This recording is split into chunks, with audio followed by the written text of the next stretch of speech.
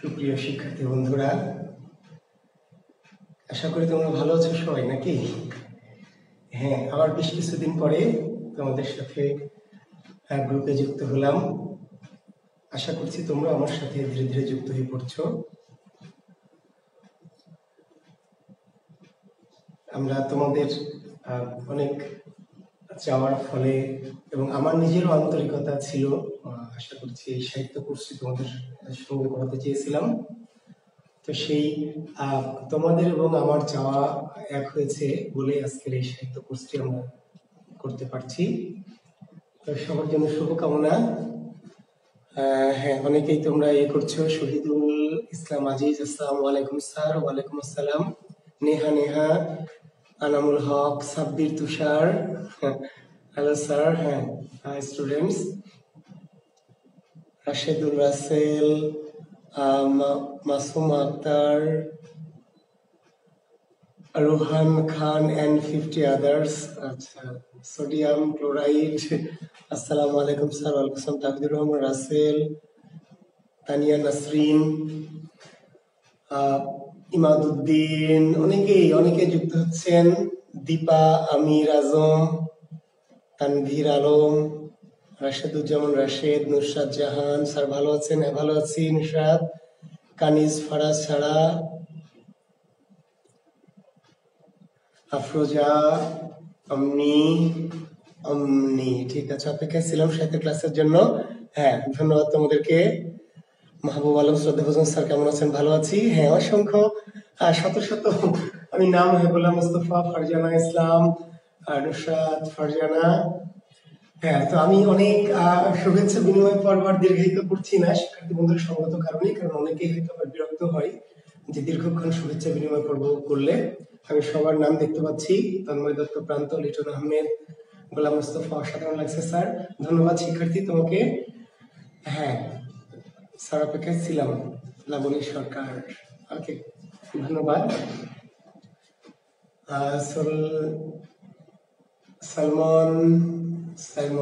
Simon, হ্যাঁ, ভালো আছি। প্রথমবার আপনার ক্লাস করতে যাচ্ছে, অনেক খুশি লাগছে। মইনুল কবির, হ্যাঁ। তো শিক্ষার্থী বন্ধুরা, যারা আমার আগের ব্যাকরণ কোর্সের শিক্ষার্থী, তাদেরকে আবারও সাধুবাদ জানাচ্ছি, কৃতজ্ঞতা জানাচ্ছি আবারও আমাকে আস্থায় রাখার জন্য, আমার ক্লাসটি করার জন্য। আর যারা নতুন যুক্ত হয়েছেন আমার সাথে, তাদের প্রতি কৃতজ্ঞতা জানাচ্ছি, তাদেরকে অভিনন্দন জানাচ্ছি জুয়েল কিবরিয়ার সাথে যুক্ত হওয়ার জন্য এবং চাকরি বিসিএস এর সাথে যুক্ত হওয়ার জন্য। তো তাহলে আমরা ক্লাস শুরু করছি। সাব্বির তুষার, অনন্যা করণ, নমস্কার স্যার। নমস্কার অনন্যা। হ্যাঁ, অনন্যাকে স্পেশালি থ্যাঙ্কস। এবং আরো কিছু শিক্ষার্থী আমার আছে, তাদের নাম আমি এই মুহূর্তে দেখছি না। তারা আমার ইন্ডিয়া থেকে যুক্ত হয়েছে, পার্শ্ববর্তী দেশ থেকে। তাদের জন্য একটু বাড়তি শুভকামনা। যারা আমাদের প্রতিবেশী রাষ্ট্র থেকেও আমার বাংলা ক্লাসকে ভালোবেসেছে, আমাকে পছন্দ করেছে, ধন্যবাদ সবাইকে। সবার জন্য শুভকামনা। স্যারকে অনেক হ্যান্ডসাম লাগছে। তো তোমাদের মতো হ্যান্ডসাম শিক্ষার্থীদের সামনে দাঁড়াতে হলে একটু হ্যান্ডসাম না হলে কি তোমরা গ্রহণ করবে, তাই না? আমার এই যে হাজার হাজার শিক্ষার্থী, অনেক স্মার্ট, অনেক হ্যান্ডসাম শিক্ষার্থী, তাদের সামনে যখন আসবো তখন তো একটু সুন্দর হয়ে আসতেই হয়, তাই না? তোমাদের সাথে একটু মিশতে চাই, মিশে যেতে চাই, তোমাদের কাতারে দাঁড়াতে চাই। তো ধন্যবাদ। আমরা শুরু করছি বাংলা সাহিত্যের ক্লাস।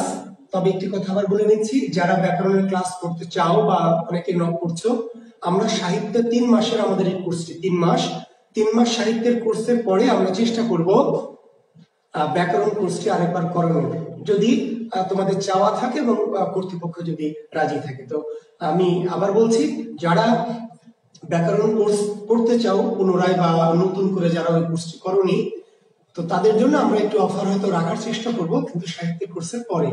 তো সেই পর্যন্ত অপেক্ষা করবে আশা করছি। তো আমরা এবারে আমাদের সাহিত্য ক্লাস শুরু করতে যাচ্ছি। ধন্যবাদ। আমি তোমাদের শুভকামনা নিচ্ছি না। জিনিয়া হুসাইন, অর্জুন রয়, রিয়া, হ্যাঁ, তো জি, শুভকামনা সবার জন্য, থ্যাংক ইউ। আমরা শুরু করবো এবারে বাংলা কি ভাষা ও সাহিত্য। আমাদের আজকের শিরোনাম বাংলা ভাষা ও সাহিত্য। শিক্ষার্থী বন্ধুরা, আমরা প্রথমেই একটু বাংলা ভাষা সম্পর্কে অল্প কিছু তথ্য তোমাদের জানাবো এবং তোমরা নিশ্চয়ই কিছু কিছু বিষয় জানো। অনেকে হয়তো অনেক কিছু জানো, অনেকে আমার চেয়ে বেশি জানে এমন শিক্ষার্থীও থাকতে পারো। হতেই পারে এমন, কারণ শিক্ষকদেরও কিন্তু শিক্ষার্থীদের কাছ থেকে অনেক কিছু শেখার থাকে। আমি সামান্য একজন শিক্ষক, ঠিক আছে। তো কাজেই আমরা আসলে অ্যাডাল্ট লার্নিং বলতে বোঝায় যে আমরা সবাই মিলেমিশে কিন্তু শিক্ষা লাভ করবো, বুঝতে পেরেছো? শিক্ষক শুধু শেখাবে আর তুমি শিখবে, বিষয়টা এমন না। অ্যাডাল্ট লার্নিং যেটি আমরা বলি সেটি হচ্ছে শিক্ষার্থী এবং শিক্ষক দুজনের কি একটা মিলিত প্রয়াসে কিন্তু শিক্ষাটা পরিপূর্ণ হয়। আমি আশা করছি যে তোমরা আমার সাথে সঙ্গ দেবে, আমার সাথে যুগপৎ আমরা শিক্ষা একসাথে আমরা শিখবো, ঠিক আছে। তো আমরা শুরুতেই আবার বলছি, অনেক অনেক কিছু জানো, আবার অনেকে অনেক কিছু জানো না, কিছুই জানো না। তো আমরা সবার জন্য ক্লাস, আমরা ধরে নেবো যে তোমরা অনেকে অনেক কিছু জানো না, সেইভাবে আমাদের ক্লাসটি আমরা পরিচালনা করব। তো আমরা প্রথমেই ধরে নিচ্ছি যে বাংলা ভাষা নিয়ে একটু কথা বলতে চাচ্ছি। বাংলা ভাষা, তো বাংলা ভাষা হচ্ছে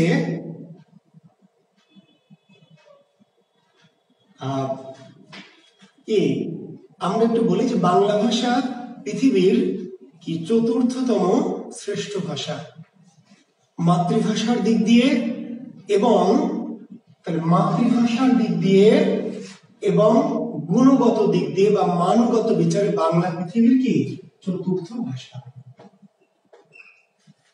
আমি আবার বলছি শিক্ষার্থী বন্ধুরা, মাতৃভাষার বিচারে ইকো প্রবলেম অনেকে বলছেন, আমি জানি না সবারই কিনা, না কারো কারো সাউন্ড প্রবলেম কি দু একজনের না সবার?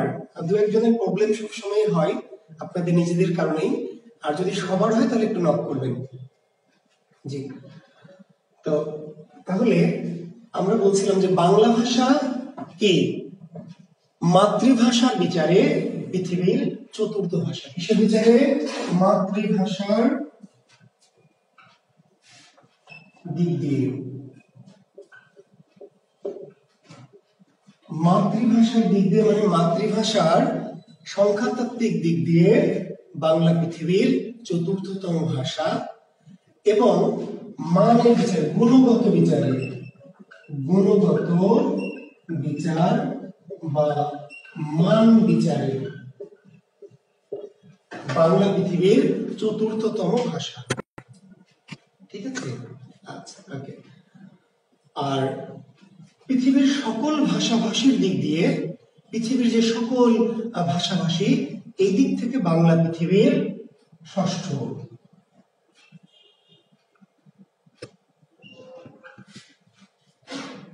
জনসংখ্যাগত দিক দিয়ে,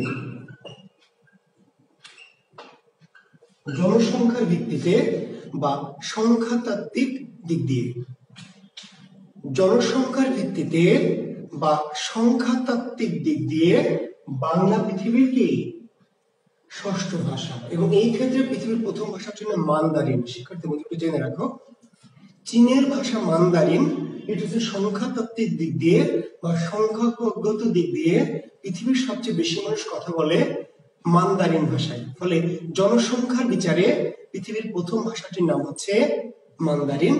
আর এই জনসংখ্যাগত দিক দিয়ে বাংলা পৃথিবীর কি ষষ্ঠ ভাষা। তবে একটু বলে রাখি শিক্ষার্থী বন্ধুরা, এটি মাঝে মাঝে একটু ওঠানামা করে। কেন? কারণ পৃথিবীর এই জনসংখ্যার গত দিক দিয়ে মাঝে মাঝে যেহেতু একটু কম বেশি হয়, কোনো ভাষার সংখ্যা বাড়ে, কোনো ভাষার সংখ্যা কমে, ফলে কখনো সপ্তম, কখনো ষষ্ঠ, কখনো পঞ্চম, এটি কখনো কখনো হতে পারে। এটি মারাত্মক কোনো বিষয় না, সাধারণ জ্ঞানের মতো এই বিষয়টি একটু খেয়াল করতে হবে। আচ্ছা, সিলেবাসটা আলোচনা করলে ভালো হতো হোসনা আক্তার। তো ঠিক আছে, আমি সিলেবাসটা নিয়ে একটু কথা বলবো, আপনি যেহেতু বলেছেন। আমি যদিও একটা সিলেবাসের ক্লাস নিয়েছি, তবু আমি এটা সংক্ষেপে একটু বলবো।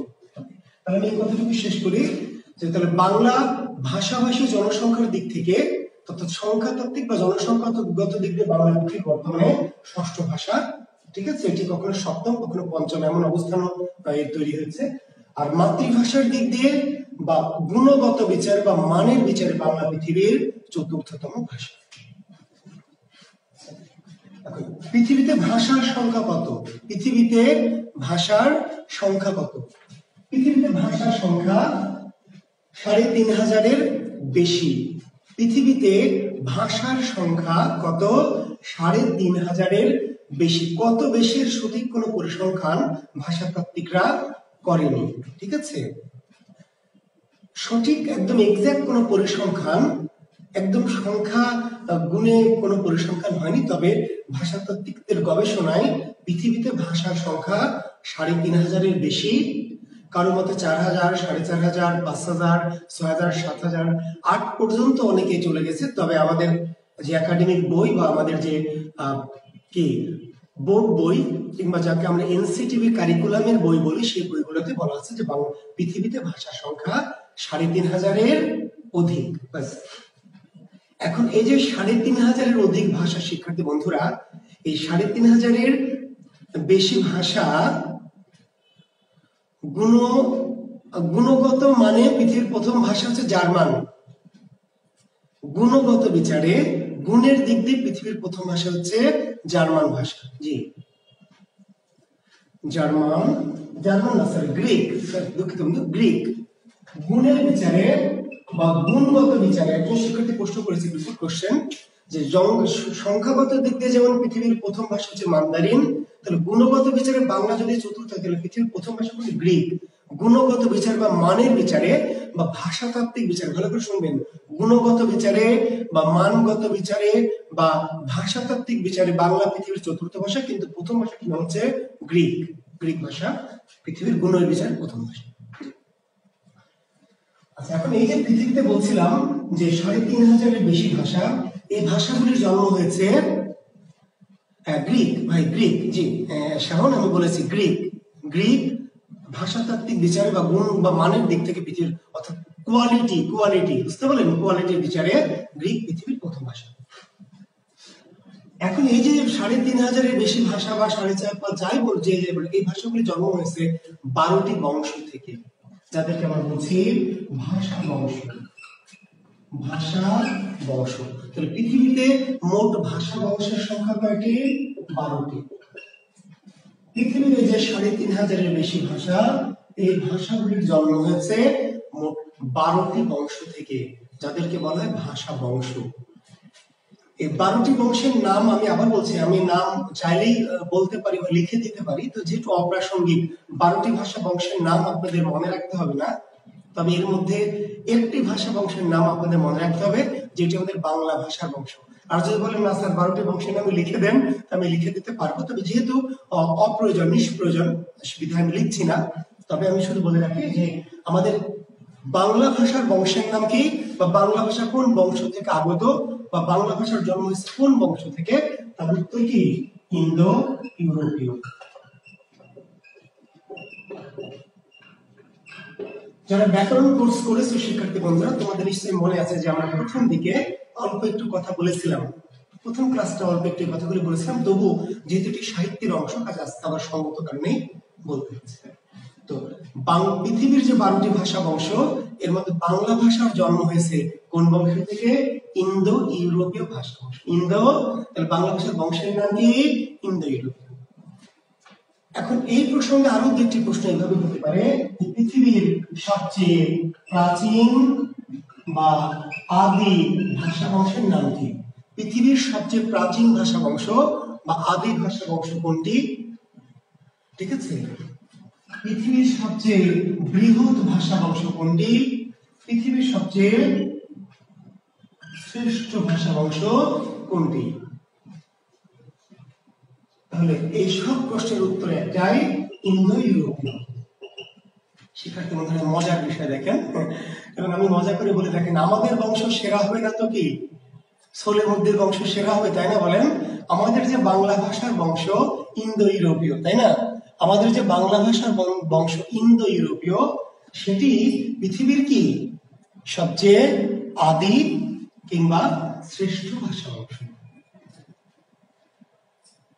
পৃথিবীর সবচেয়ে প্রাচীন ভাষা বংশ কোনটি?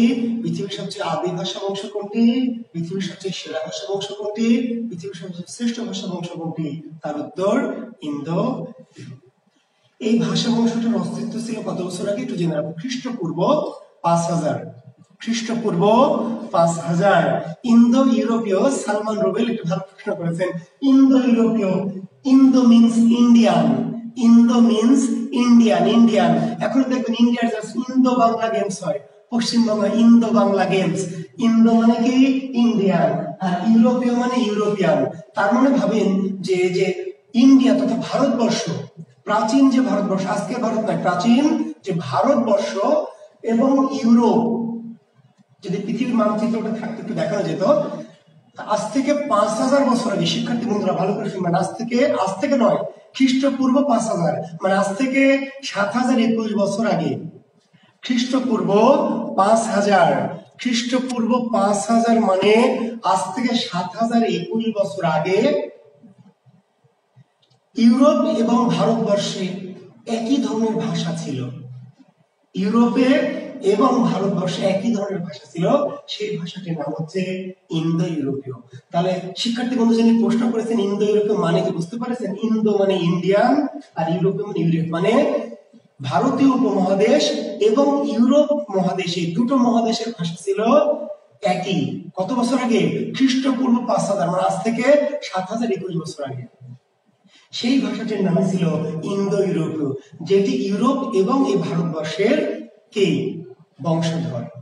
ক্লিয়ার কথাটি? তো এই বংশটি হচ্ছে বাংলা ভাষার বংশ, এবং এটি পৃথিবীর প্রাচীন, আদি, বৃহৎ, শ্রেষ্ঠ, সেরা ভাষা। জি। এখন এই যে ইন্দো ইউরোপীয়, এই বংশের আবার শাখা হচ্ছে কয়টি? ইন্দো ইউরোপীয় বংশের শাখা দুইটি। ইন্দো ইউরোপীয়, ইন্দো ইউরোপীয় এই বংশের শাখা হচ্ছে দুইটি। একটির নাম হলো কেন্তুম, আরেকটির নাম কি? শতম। ইন্দো ইউরোপীয় বংশের শাখা কয়টি? আর সাউন্ড যাদের কম শুনতে পাচ্ছেন, যারা শিক্ষার্থী বন্ধু, অনুরোধ করবো তারা একটু কি হেডফোন ইউজ করবেন। শিক্ষার্থী বন্ধুরা যাদের সাউন্ড শুনতে একটু প্রবলেম মনে হচ্ছে, একটু ধীরে মনে হচ্ছে, তারা দয়া করে একটু কি হেডফোন ইউজ করবেন, আমার মনে হয় যে ভালো শুনতে পাবেন। তো ধন্যবাদ শিক্ষার্থী বন্ধুরা। তো ইন্দো ইউরোপীয় বংশের শাখা কয়টি? ইন্দো ইউরোপীয় বংশের শাখা হচ্ছে দুটি, কেন্তুম এবং শতম। এবং মজার বিষয় দেখেন, এই যে ইন্দো মানে ইন্ডিয়ান শাখাটি হচ্ছে শতম, আর ইউরোপীয় শাখাটি হচ্ছে কেন্তুম। বুঝলেন? ইন্দো আর ইউরোপীয় মানে আসলে একটা ইউরোপীয় শাখা আর একটা ইন্দো বা ইন্ডিয়ান শাখা। ইন্ডিয়ান শাখাটির নাম কি? শতম। ইন্ডিয়া শাখাটি কি? শতম। আর ইউরোপীয়, এখন ভাবেন এই যে আমাদের জার্মান ভাষা, ফ্রেঞ্চ ভাষা, গ্রিক ভাষা, এই সমস্ত ভাষাগুলি কোথা থেকে এসেছে জানেন? কেন্তুম থেকে। ইউরোপের যে সমস্ত ভাষা, গ্রিক, জার্মান, ইতালিক, এই সমস্ত ভাষাগুলির জন্ম হয়েছে ইন্দো ইউরোপীয় বংশের কোন শাখা থেকে? কেন্তুম শাখা থেকে। আর এই যে ভারতের যে সমস্ত ভাষাগুলি, বাংলা, হিন্দি, উড়িয়া, অসমিয়া, মাগধী, তেলেগু, কানাড়ি, এই সমস্ত ভাষার জন্ম হয়েছে কোথা থেকে? শতম শাখা। ক্লিয়ার বন্ধুরা? তাহলে ইন্দো ইউরোপীয় যে পৃথিবীর সবচেয়ে বৃহৎ আদি ভাষা বংশ, এই বংশের দুটি প্রধান শাখা, একটি হলো ইউরোপীয় শাখা যেটির নাম হচ্ছে কেন্তুম, আর একটি ইন্দো বা ইন্ডিয়ান শাখা যেটির নাম হচ্ছে শতম। তো আমরা এই কেন্তুমের দিকে যাব না, কারণ আমরা আসলে বাংলার উৎসটা দেখাতে চাই, বাংলা ভাষার দিকে যেতে চাই, ঠিক আছে? তো এই শতম শাখাটির আবার 4টি প্রধান ধারা। শিক্ষার্থী বন্ধুরা, তাহলে আমি প্রশ্নটা শেষ করি যে বাংলা ভাষার জন্ম হয়েছে কোন শাখা থেকে? বাংলা ভাষার জন্ম হয়েছে কোন শাখা থেকে? তার উত্তর কি? শতম শাখা থেকে। কিন্তু শতম শাখাতে তো সরাসরি আসেনি, নানাবিধ পরিবর্তনের মধ্য দিয়ে। তো শতমের আবার 4টি প্রধান শাখা, একটি হচ্ছে আলবানিক, এটি হচ্ছে আরমানিক, আলবানিক, আরমানিক, একটির নাম হচ্ছে কি?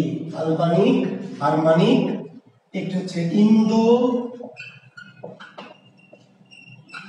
ইরানীয়, আর একটি শাখার নাম আমি এখানে লিখছি, যেহেতু জার্মান দিকে লিখলে বাল্টো স্লাভীয়।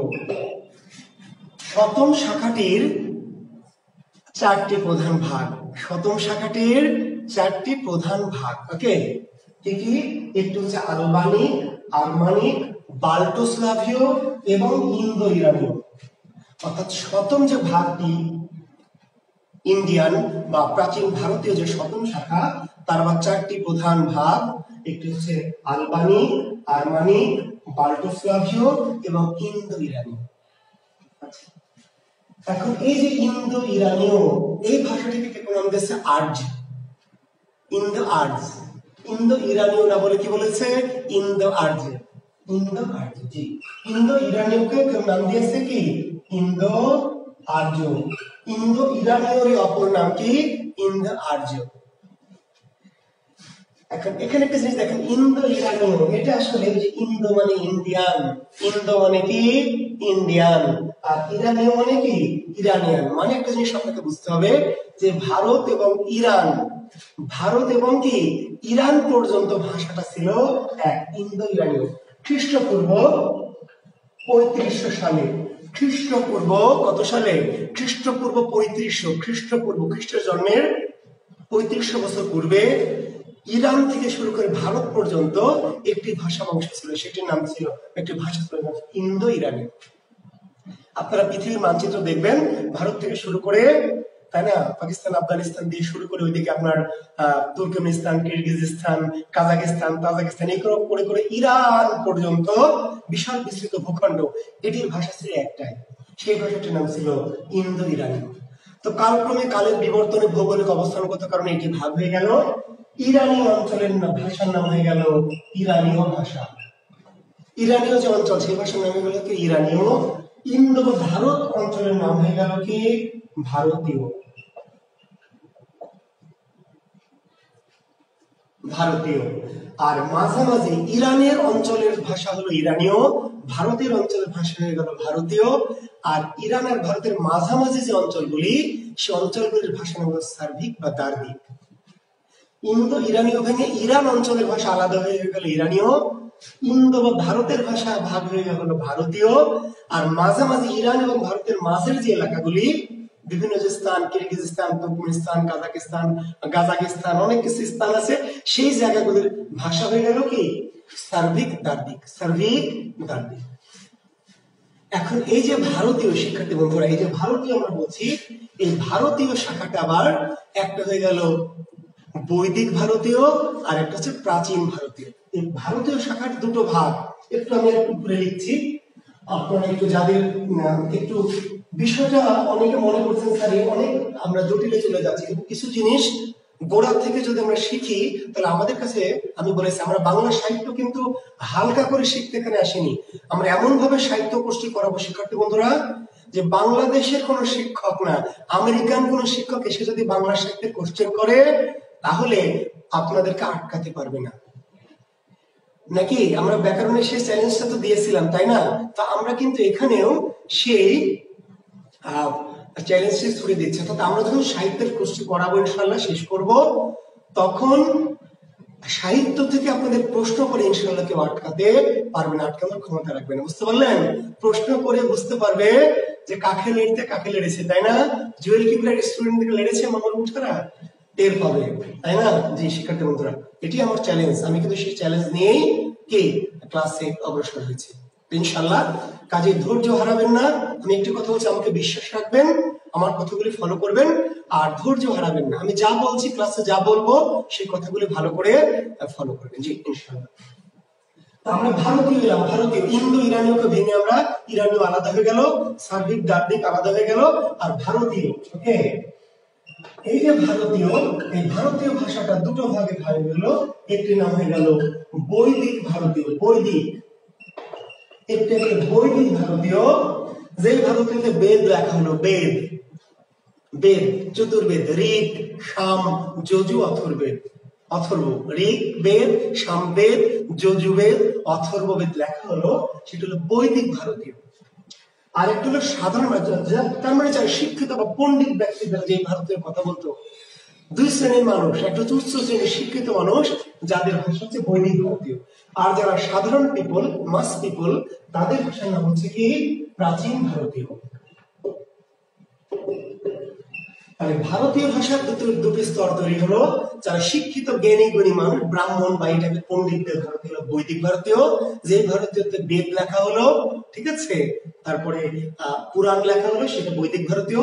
আর সাধারণ মানুষ, অশিক্ষিত মানুষ যেই ভাষায় ভারতীয় ভাষায় কথা বলতো, সেই ভাষাটির নাম হয়ে গেল প্রাচীন ভারতীয়। প্রাচীন, এই প্রাচীন ভারতীয় আবার কালক্রমে একটা জিনিস বারবার বলছি যে ভাষা কিন্তু সবসময় একইভাবে থাকে না।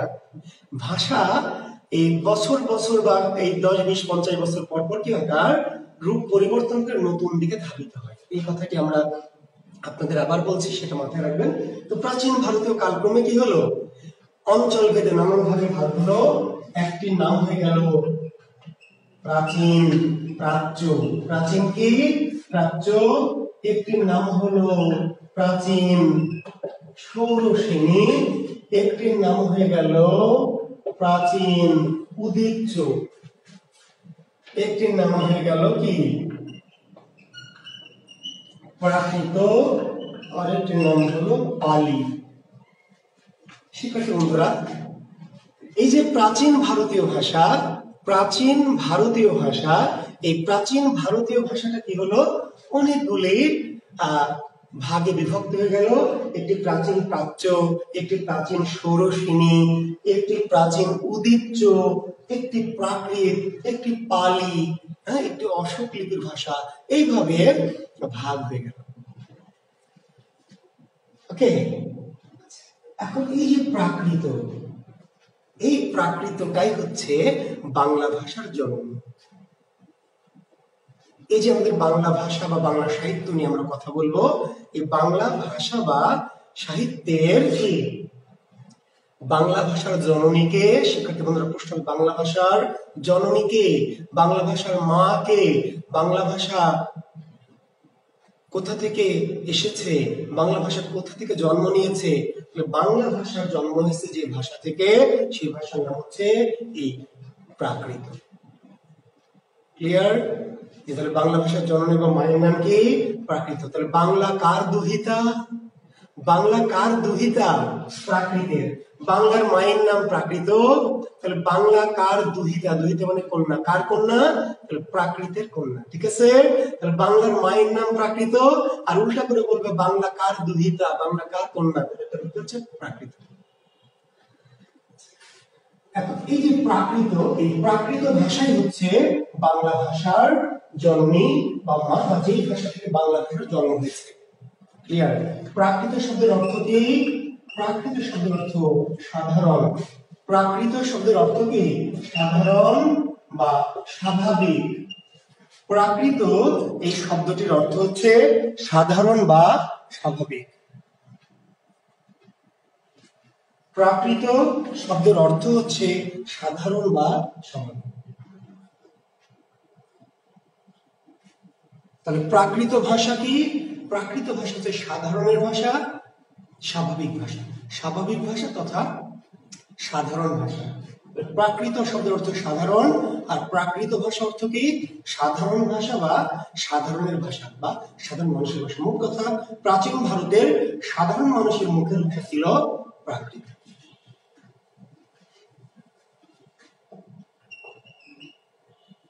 এখন আমরা একটু দেখাতে চাই, এটি হচ্ছে আমাদের প্রাচীন ভারত। শিক্ষার্থী বন্ধুরা, এটি আমরা ধরে নিচ্ছি যে প্রাচীন কি ভারতবর্ষ। প্রাচীন আজকের ভারত নয়। কোন ভারত? প্রাচীন খ্রিস্টপূর্ব কি 2500 বছর আগের ভারত, প্রাচীন ভারতবর্ষ। এই প্রাচীন ভারতবর্ষের ভাষার নাম কি?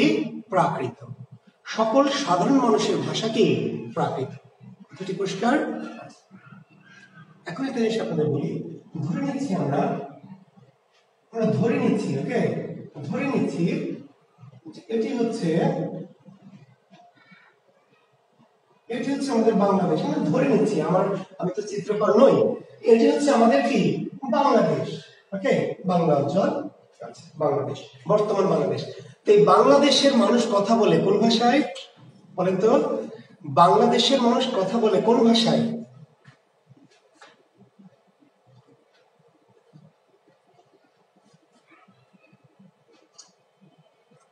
কোনো সন্দেহ হচ্ছে নাকি আপনাদের?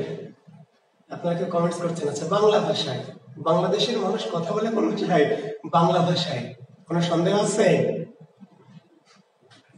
আচ্ছা, সন্দেহ নাই, বাংলাদেশের মানুষ কথা বলে বাংলা ভাষায়। গুড। আচ্ছা, যদি তাই হয় প্রাকৃত ভাষায় না, বাংলাদেশের মানুষ প্রাকৃত ভাষায় কথা বলে না তো শিক্ষার্থী বন্ধুরা, বাংলাদেশের মানুষ কথা বলে বাংলা ভাষায়। আধুনিক বাংলাদেশের কথা বলছি, আধুনিক বাংলাদেশের কথা বলছি বাংলা ভাষায়। আচ্ছা, ওকে, থ্যাংক ইউ। এখন দেখেন, আচ্ছা থেমে যান, আপনাদের আমি কমেন্টস আর নিচ্ছি না, কমেন্টস পেয়ে গেছি। জি, এখন দেখেন এই বাংলাদেশের এটি হচ্ছে একটা ধরেন চাপাই অঞ্চল, চাপাই বাংলাদেশের যে চাপাই অঞ্চল, সে চাপাই অঞ্চলের যে কানসাট, শিবগঞ্জ বা আদিনা অঞ্চলের যে মানুষ, সেই মানুষ যে কথা বলে বাংলা ভাষায়। চাপাই নবাবগঞ্জের, শিবগঞ্জের, ঠিক আছে, প্রত্যন্ত গ্রামের একজন মহিলা এবং নোয়াখালীর বেগমগঞ্জের প্রত্যন্ত গ্রামের একজন মহিলা, এই দুজন মহিলাকে যদি আমরা পাশাপাশি বসিয়ে দিই দুজনকে গল্প করতে, বলেন তো গল্পটা কেমন হবে? মজা হবে না? চাপাই নবাবগঞ্জের, ঠিক আছে, শিবগঞ্জের প্রত্যন্ত গ্রামের একজন সাধারণ মানুষ, অসাধারণ মানুষটা, শিক্ষিত মানুষটা, সাধারণ একজন মানুষকে, আর নোয়াখালীর বেগমগঞ্জের প্রত্যন্ত গ্রামের একজন সাধারণ মহিলা, এই দুজন মানুষকে আমরা পাশাপাশি বসবো গল্প করার জন্য। গল্পটা কি জমবে না? ভালো জমবে না? আচ্ছা, গল্পটা ভালো হবে না। কেন ভালো হবে না? কারণ দুজন কথা বলবে, কেউ কারো কথা কি বুঝতে পারবে না। প্রশ্ন হলো যে চাঁপাইনবাবগঞ্জের যে সাধারণ মহিলা, সে কি বাংলায় কথা বলে না, নাকি অন্য ভাষায় কথা বলে, রোহিঙ্গা ভাষায়? নোয়াখালীর যে সাধারণ মহিলা একজন গ্রামের, সে কি বাংলায় কথা বলে না রোহিঙ্গা ভাষায় কথা বলে? দুজনেই কথা বলে কিন্তু বাংলা ভাষায়, কিন্তু কেউ কারো কথা বুঝতে পারছে না। বরিশালের কেউ যদি তাদের এলাকার আঞ্চলিক ভাষায় কথা বলে, তাহলে আমরা কি বুঝতে পারবো? সিলেট অঞ্চলের মানুষ যদি তাদের আঞ্চলিক ভাষায় কথা বলে, চট্টগ্রামের দুজন ছাত্র যদি তাদের এলাকার আঞ্চলিক ভাষায় কথা বলে, চট্টগ্রামের দুজন ছাত্র তাদের এলাকার ভাষায় কথা বলছে, বলেন কেমন হবে মজাটা? আমরা বুঝতে পারবো কি? মনে হবে যেন রোহিঙ্গা ভাষা। আসলে চট্টগ্রামের মানুষ কি বাংলায় কথা বলে না? বরিশালের মানুষ কি বাংলায় কথা বলে না? নোয়াখালীর মানুষ কি বাংলায় কথা বলে না? চাঁপাইয়ের, সব বাংলাদেশের সকল এলাকার মানুষ বাংলায় কথা বলে। সব চাঁপাইয়ের ভাষা বাংলা, নোয়াখালীর ভাষা বাংলা, নাটোরের ভাষা বাংলা, কুমিল্লার ভাষা বাংলা, কুড়িগ্রামের ভাষা বাংলা, বরিশালের ভাষা বাংলা। কিন্তু বরিশালের বাংলাকে আমরা কি বলছি? বরিশাল্লা বাংলা। কি বলছি? বরিশাল্লা বাংলা। চাঁপাইয়ের বাংলা বলছি চাপাইয়া বাংলা। নোয়াখালীর বাংলাকে নাম দিয়েছি নোয়াখাল্লা বাংলা। সিলেটের বাংলাকে বলছে সিলেটি বাংলা। চট্টগ্রামের বাংলাকে বলছে চাটগাঁয়া বাংলা।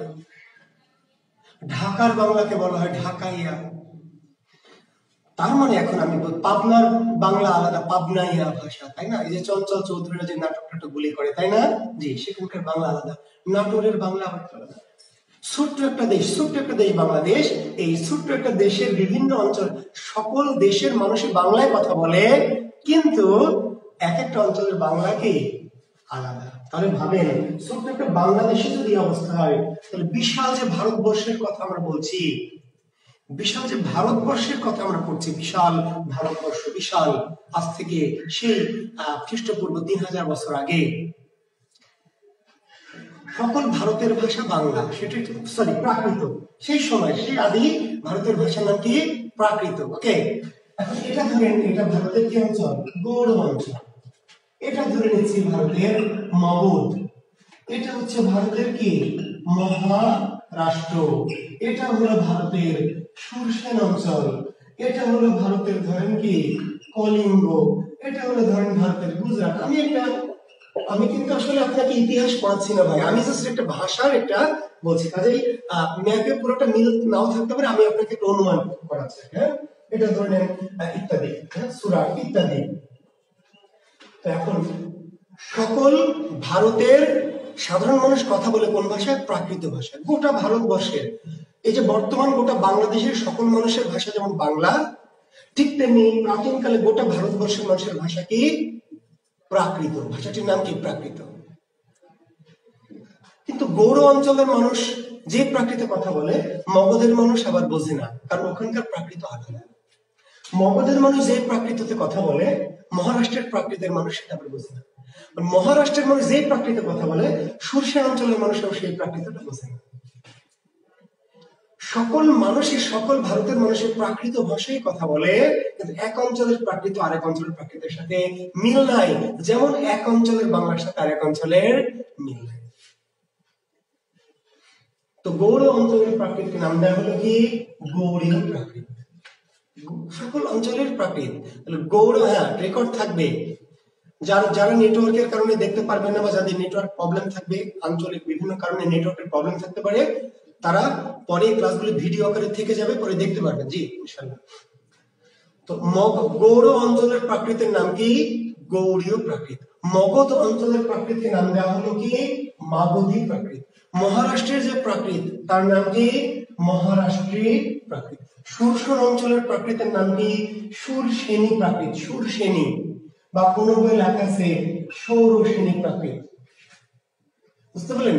কোন এলাকার প্রাকৃতের নাম হচ্ছে অর্ধমাগধী প্রাকৃত, কোন এলাকার প্রাকৃতের নাম বৈশাচী প্রাকৃত, কোন এলাকার নাম হচ্ছে কাফির প্রাকৃত। তার মানে সকল ভারতবর্ষের ভাষায় প্রাকৃত, কিন্তু এক এক অঞ্চলের প্রাকৃতের সাথে আরেক অঞ্চলের প্রাকৃতের অমিল। ফলে এক একটা অঞ্চল ভিত্তিক প্রাকৃত, যেমন আবার বললাম আমাদের সিলেটি বাংলা, চাপাইয়া বাংলা, নোয়াখাল্লা বাংলা, বরিশাল্লা বাংলা, চাটগাঁয়া বাংলা, ঢাকাইয়া বাংলা, পাবনায়া বাংলা, ঠিক তেমনি গৌড়ীয় প্রাকৃত, মাগধী প্রাকৃত, মহারাষ্ট্রী প্রাকৃত, সৌরসেনী প্রাকৃত, অর্ধমাগধী প্রাকৃত, পৈশাচী প্রাকৃত, কাপির প্রাকৃত, এই নানান অঞ্চলে নানান প্রাকৃত।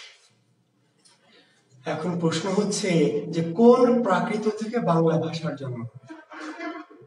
না ভাই, বর্তমান ভারত আর ভারতবর্ষ এক না। বর্তমান ভারত শুধু ভারত। সালমান রুবেল এইটুকু না জানলে কেমনি হবে ভাই? বর্তমান ভারত শুধু ভারত, আর ভারতবর্ষ বলতে এখনকার ভারত, বাংলাদেশ, পাকিস্তান, আরো অনেক কিছু নিয়ে। এখন কোন ভাষা থেকে বাংলার জন্ম? শিক্ষার্থী বন্ধুরা, প্রাকৃত থেকে। কোন দ্বিমত আছে? না, একবার সমস্যায় বলবেন কোন ভাষা থেকে বাংলার জন্ম? প্রাকৃত থেকে। কিন্তু কোন প্রাকৃত থেকে? কোন প্রাকৃত থেকে?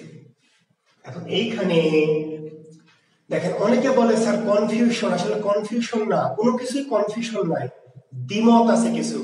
অনেকে উত্তর দিতে গিয়ে বলে স্যার কিছু জিনিস খুবই কনফিউশন। বাংলা কোনো কনফিউশন নাই রে ভাই, কি আছে? দ্বিমত আছে, দ্বিমত। দ্বিমতটা আপনাকে জানতে হবে, দ্বিমত কিন্তু কনফিউশন না। ওকে, তো ডক্টর মোহাম্মদ শহীদুল্লাহ মনে করলেন বা গবেষণা করে বললেন যে বাংলা ভাষার জন্ম হয়েছে গৌড় অঞ্চলের। গৌড় অঞ্চল কোনটা? এই যে আমাদের নওগাঁ, এই যে চাপাই, হ্যাঁ, এবং এই যে এইদিকে চাপাই থেকে ওইদিকে সোনা মসজিদ থেকে ভারতের যে অঞ্চলটা, এই গৌড় অঞ্চলের যে গৌড়ীয় প্রাকৃত, সেখান থেকে বাংলা ভাষার জন্ম। এটা বললেন ডক্টর মোহাম্মদ শহীদুল্লাহ। কিন্তু আরেকজন বড় ভাষাবিদ আমাদের আছে ডক্টর সুনীতি কুমার। এই দুজন ভাষাবিদের কথা মনে রাখবেন, ডক্টর মোহাম্মদ শহীদুল্লাহ আর ডক্টর সুনীতি কুমার চট্টোপাধ্যায়। তো ডক্টর সুনীতি কুমার চট্টোপাধ্যায় গবেষণা করে উনি বললেন যে না, গৌড় অঞ্চলের গৌড়ীয় প্রাকৃত থেকে না, মগধ অঞ্চলের মাগধী প্রাকৃত থেকে বাংলা ভাষার জন্ম। এবং এই যে দুটো মত তৈরি হলো, এই মত আর এক হয়নি। কিছু ভাষাবিদ ডক্টর শহীদুল্লাহকে অনুসরণ করেছেন, কিছু ভাষাবিদ ডক্টর সুনীতি কুমারকে অনুসরণ করেছেন। এখন আমরা কি করবো? আমরা কি কোনো কনক্লুশনে যেতে পারবো?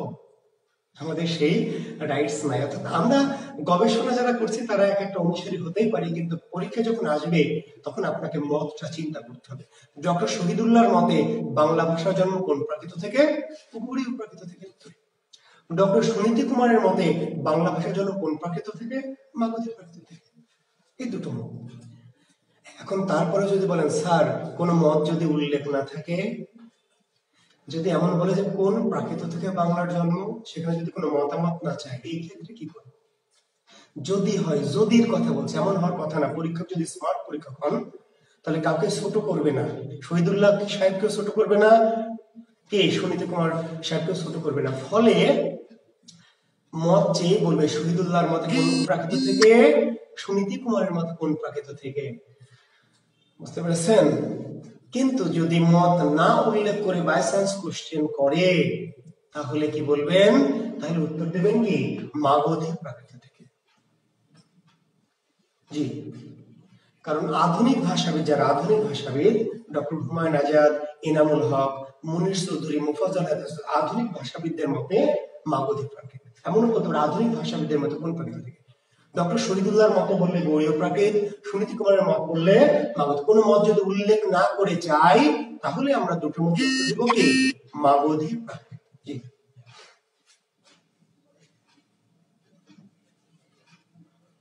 এখন একজন বলছে স্যার শহীদুল্লাহ সুনীতির মধ্যে এত মানে দ্বন্দ্ব কেন? আসলে দ্বন্দ্ব না, এটা হলো একটা মতবাদ, একটা মত। মত দুই রকম হয়। তো এখানে একটি কথা আমরা যদি বলি আপনাদের, মত কেন দুই রকম হয়? মত হচ্ছে একটা মতাদর্শ, আইডিওলজি, ইজম। এক্ষেত্রে কেন দ্বিমত একটু জানিয়ে রাখি যারা কৌতূহলী শ্রোতা যারা। আমাদের বাংলাদেশে বর্তমানে একই বাংলাদেশ একইভাবে চলছে, একইভাবে রাজনীতি, অর্থনীতি, সমাজনীতি সব চলছে। একজনকে জিজ্ঞেস করো যে বাংলাদেশের বর্তমান অবস্থা কি? রহিমকে জিজ্ঞেস করো, রহিম বলছে বাংলাদেশের অবস্থা খুবই ভালো, বাংলাদেশের গণতন্ত্র খুবই শক্তিশালী, এদেশে মানুষের ভোটাধিকার আছে, মানুষ কি তাদের গণতন্ত্রের চর্চা করছে, দেশ সমৃদ্ধির দিকে এগিয়ে যাচ্ছে, বাংলাদেশ একটা সুখী দেশ।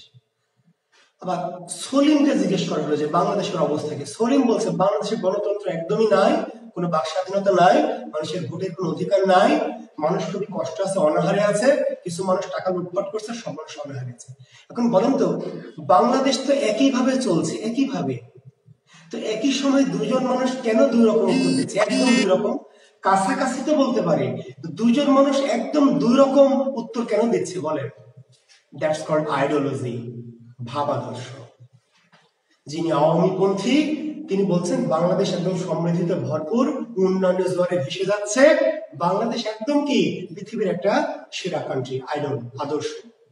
আবার এই দেশে যে বিএনপি, জামাত, অন্যপন্থী এনটি পার্টি সরকারের, তারা বলছে এই দেশে কোনো কি উন্নয়ন, গণতন্ত্র কিচ্ছু নাই, দেশ একদম ধ্বংসের দিকে যাচ্ছে। একই দেশ একইভাবে চলছে, কিন্তু দুজন মানুষ দুই রকম বলছে। কারণ কি? মতাদর্শ, আইডিওলজি। তো এই যে আমরা যে বাংলা ভাষার জন্ম ইত্যাদি বলছি, এগুলো তো বাংলা ভাষা তো মা বেঁচে নাই, বাংলা ভাষার বাবা বেঁচে নাই, বাংলা ভাষার জন্ম সনদ নাই, বাংলা ভাষার এগুলো গবেষকরা কি করেছেন? অনুমান করেছেন, গবেষণা করেছেন, হাইপোথিসিস করে সেখান থেকে একটা গবেষণালব্ধ ফলাফল বের করেছেন। ফলে এটা করতে গিয়ে গবেষকদের মাঝে এক ধরনের কি পার্থক্য তৈরি হয়েছে। ওকে, কাজে যারা এটা নিয়ে কেন স্যার এত পার্থক্য হতে পারে, মানুষের ভাবাদর্শ, আইডিওলজিতে পার্থক্য তৈরি হয়, ঠিক আছে, ভাবনায় পার্থক্য তৈরি হয়, চিন্তায় পার্থক্য তৈরি হয়। তো আমরা অত গভীর জ্ঞানে যাব না, আমরা উনি কি বলেছেন, এই বলেছেন, উনি বলেছেন এই, ঝামেলা শেষ।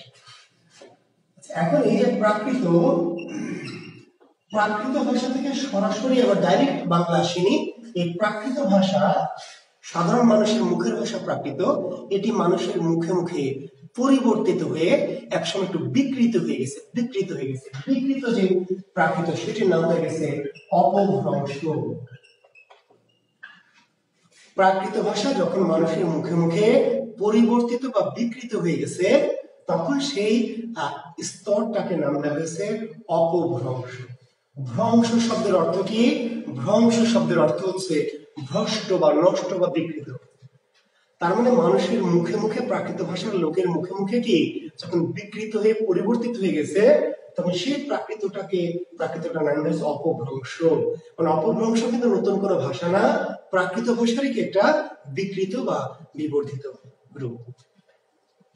এটিকে বলা হয় বাংলা ভাষার কি স্তর। তাহলে কোন স্তর থেকে বাংলা ভাষার জন্ম? অপভ্রংশ। কোন স্তর থেকে? অপভ্রংশ। এই অপভ্রংশ নামক স্তরটাকে পরবর্তীতে কি করা হয়েছে? একটু পরিশ্রুত করে, একটু ঘষে মেজে মডিফাই করে এইটাকে একটা নতুন একটা রূপ দেখছে। একটা পুরাতন বিল্ডিং, ধরা যায় বিল্ডিং একটু পরিষ্কার করে, তাই না, একটু পলেস্তারা লাগিয়ে আবার নতুন করে কালার করা হলে, এরকম অপভ্রংশকে একটু আরেকটু পরিষ্কার করে চকচকে নতুন একটা রূপ দেওয়া হয়েছে। এই রূপটির নাম হচ্ছে বঙ্গ কামরূপী। আসলে এরা কিন্তু নতুন কোনো ভাষা নয়, এরা প্রাকৃত ভাষারই কি একটা বিবর্তিত বা পরিবর্তিত রূপ। তাহলে প্রাকৃত ভাষা মানুষের মুখে মুখে বিকৃত হয়ে যেই অবস্থাটা চেহারাটা পেল সেই স্তরটার নাম হচ্ছে অপভ্রংশ। আর অপভ্রংশকে যখন একটু পরিশ্রুত করে একটু সুন্দর করে নতুন একটা রূপ দেওয়া হলো সেই রূপটির নাম হচ্ছে বঙ্গ কামরূপী। তাহলে কোন ভাষা থেকে বাংলার জন্ম? প্রাকৃত। অপভ্রংশ না, কোন ভাষা থেকে বাংলার জন্ম? প্রাকৃত। কোন স্তর থেকে বাংলার জন্ম? অপভ্রংশ। প্রাকৃত ভাষার অপভ্রংশ স্তর। আর কোন রূপ থেকে বাংলার জন্ম? বঙ্গ কামরূপী। বঙ্গ কামরূপী হলো প্রাকৃতের একটা পরিবর্তিত একটা রূপ। আর এই বঙ্গ কামরূপী নামক রূপ থেকে জন্ম হয়েছে বাংলা এবং ভারতের ভাষা হলো অসমীয়া। বাংলা এবং অসমীয়া। এই বঙ্গ কামরূপী নামক রূপ থেকে জন্ম হয়েছে বাংলা এবং অসমীয়া। এই দুটি ভাষার ভারতের আসাম প্রদেশের ভাষা, বর্তমান ভারতের আসাম প্রদেশের ভাষা অসমীয়া। যেই ভাষাটিকে বলা হয় বাংলা ভাষাকে ভাই বা সহোদর বা ভাতৃপ্রতিম বা ভাতৃস্থানীয় ভাষা। শিক্ষার্থী বন্ধুরা, তাহলে প্রশ্ন, বাংলার ভাই কে? বাংলার সহোদরের নাম কি? বাংলার ভাতৃপ্রতিম ভাষা কোনটি? বাংলার সহোদর প্রতিম ভাষা নিচের কোনটি? বুঝতে পেরেছেন? তাহলে সেটি আমাদের বাংলার ভাতৃপ্রতিম বা বাংলার সহোদর প্রতিম ভাষা বা বাংলার সহোদর ভাষা বা ভাষা হচ্ছে অসমীয়া, ভারতের আসাম প্রদেশের ভাষা অসমীয়া। আমার বাড়ি হচ্ছে ঈশ্বরদীর মাঝদিয়া গ্রামে, রিজভী হুসাইন। আমার বাড়ি পাবনা জেলার ঈশ্বরদী উপজেলার মাঝদিয়া গ্রাম, পদ্মা নদীর পাশ দিয়ে যে গ্রামটি মাঝদিয়া, সে মাঝদিয়া গ্রামে আমার জন্ম। আর আমি বর্তমানে রাজশাহীতেই থাকি, মাঝে মাঝে ঈশ্বরদী যাই। জি। আচ্ছা, এখন এই যে বাংলা ভাষার জন্ম হয়ে গেল, কত সালে জন্ম হলো বাংলা ভাষার? বাংলা ভাষার জন্ম হলো 650 বা 950। আবার দ্বিমত। জি, বাংলা ভাষার জন্ম হয়েছে কত সালে? এখন কেন দ্বিমত? বাংলা ভাষার কোনো বার্থ সার্টিফিকেটও নাই, বাংলা ভাষার কোনো চেয়ারম্যানের সার্টিফিকেটও নাই। তাহলে বাংলা এই ভাষাটির জন্ম কখন? ডক্টর মোহাম্মদ শহীদুল্লাহর মতে 650 আর ডক্টর সুনীতি কুমারের মতে 950। আহমদ সজল, আই এম ফ্রম মাঝদিয়া। তোমার সাথে পরে আমি মেসেঞ্জারে কথা বলবো, ঠিক আছে? ওকে, এখন আমি ক্লাসে আর কথা বলছি না। দুরন্ত পথিক আপনার ঈশ্বরদীর জিনিয়া, আপনি পাবনাতে থাকেন। Thank you. জি, আমি ক্লাসে আর আপনাদের সাথে পার্সোনালি কথা বলছি না, আমরা মেসেঞ্জারে পরে কথা বলবো। তো বাংলা ভাষার জন্ম কত সালে? ডক্টর মোহাম্মদ শহীদুল্লাহর মতে, ওই যে মত ডক্টর মোহাম্মদ শহীদুল্লাহর মতে 650 সাল এবং ডক্টর সুনীতি কুমারের মতে কি 950 সাল। তাহলে মত কি চাইলে আমরা এভাবে দিলাম। যদি মত না চাই, যদি মত যদি না চাই, বাংলাদেশে যত রকম পরীক্ষা হয়েছে মত চেয়েছি। ওই যে আমি একটা কথা বলেছি, পরীক্ষক যদি স্মার্ট হন, পরীক্ষক যদি ভালো হন, তিনি শহীদুল্লাহ সাহেবকে ছোট করবেন না, ডক্টর শহীদুল্লাহ স্যারকে ছোট করবেন না, ডক্টর সুনীতি কুমার স্যারকে ছোট করবেন না। ফলে তিনি মত চেয়েও বলবেন। আর মত না থাকলে যে কোনো একটা অপশনে থাকবে, যে কোনো একটা অপশনে থাকবে। বুঝতে পারলেন? আর শহীদুল্লাহর মতটা থাকবে। তারপরে যদি প্রশ্ন করেন স্যার মত নাই, দুটি আছে, যদি বলেন যে মত উল্লেখ নাই, অপশন 650 950 আছে, উত্তর থেকে 950।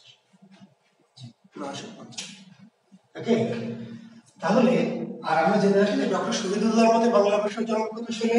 650 সালে। যদি বলে কত শতকে, তাহলে বলবেন সপ্তম শতক। কত শতক? সপ্তম শতক। ডক্টর শহীদুল্লাহর মতে বাংলা ভাষার জন্ম 650 সালে বা সপ্তম শতকে, আর ডক্টর সুনীতি কুমারের মতে বাংলা ভাষার জন্ম 950 সালে বা দশম শতকে। ওকে, আর যদি কোনো মত না চায় তাহলে দুইটার যেটা থাকবে সেটাই উত্তর দেওয়া যাবে।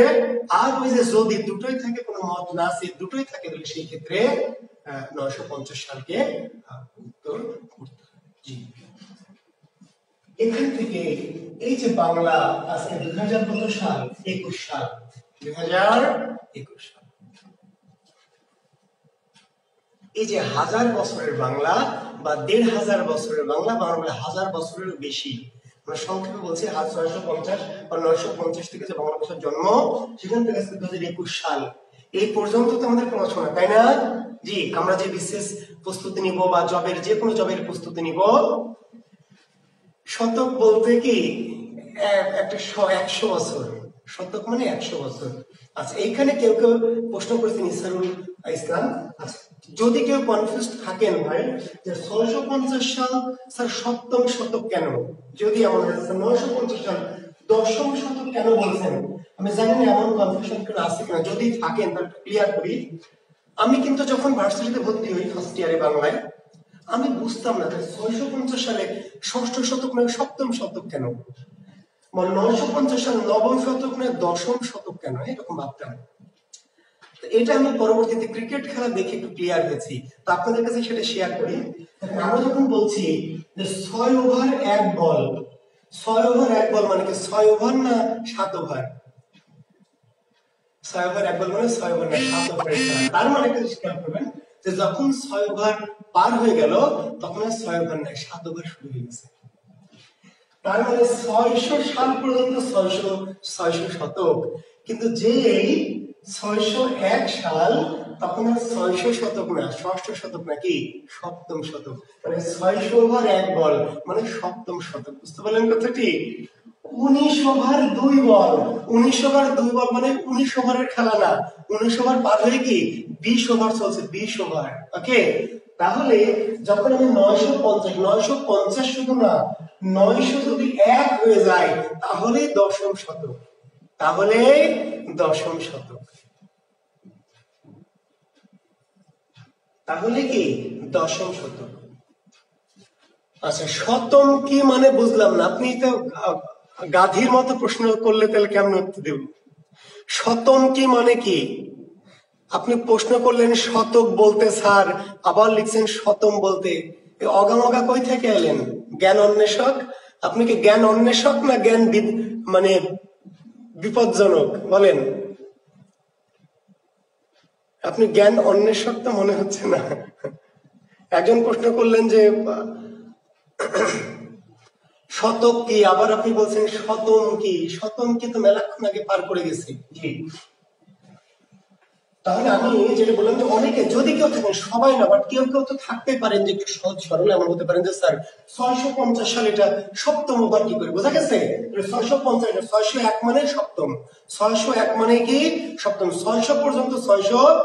এই যে দেখেন এখন 2021 সাল, এটা 2000 সাল না কিন্তু কি 21 শতক, আসলে তো 20 শতক আর কিন্তু 21, মানে 2001 সাল থেকে কি 21 শতক। ক্লিয়ার?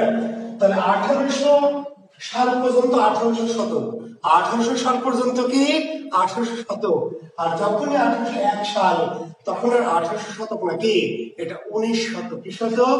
19 শতক। আবার 1901 সাল থেকে 1900 শতক না, মানে 1901 বছর মানে কি 20 শতক। ক্লিয়ার? আশা করছি আপনারা বুঝতে পেরেছেন। এখন এই যে আমরা বললাম 650 বা 950 2021 সাল, এই যে হাজার বছরের বা হাজার বছরের যে বেশি বাংলা, এই বাংলা ভাষাকে বা বাংলা সাহিত্যকে, বাংলা ভাষা কিংবা বাংলা কি সাহিত্য দুটোর জন্ম কিন্তু একই সাথে। আবার বলছি, বাংলা ভাষা এবং বাংলা সাহিত্যের জন্ম একই 650 বা 950। এই যে বাংলা ভাষা বা সাহিত্য যে 2021 সাল পর্যন্ত বর্তমানে চলছে, এটা 3টি যুগে ভাগ করেছে। কয়টি যুগ? 3টি যুগ। খুব গুরুত্বপূর্ণ প্রশ্ন যে বাংলা ভাষার যুগ কয়টি? বাংলা ভাষার যুগ কয়টি? 3টি।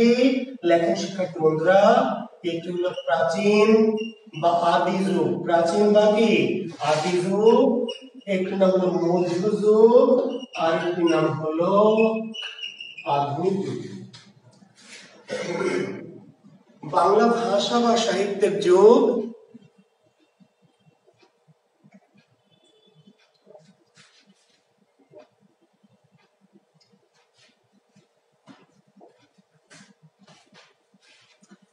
যে 12টা যুগের নাম যারা জানতে চান আমি ওই গ্রুপে লিখে দেব। জি, সবাই জানতে চান না, বাট যারা জানতে চান আমি গ্রুপে লিখে দেব।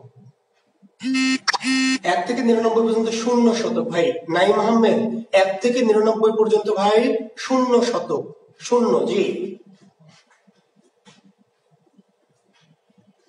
আচ্ছা, তাহলে বাংলা সাহিত্যের যুগ কয়টি? তিনটি। বাংলা সাহিত্যের যুগ তিনটি, কি? প্রাচীন যুগ বা আদি যুগ, মধ্যযুগ এবং কি আধুনিক যুগ। প্রাচীন বা আদি যুগের ব্যক্তিকাল কত? 650 বা 950 থেকে 1200। সবাই জানেন এই তথ্যগুলি, তবু আমার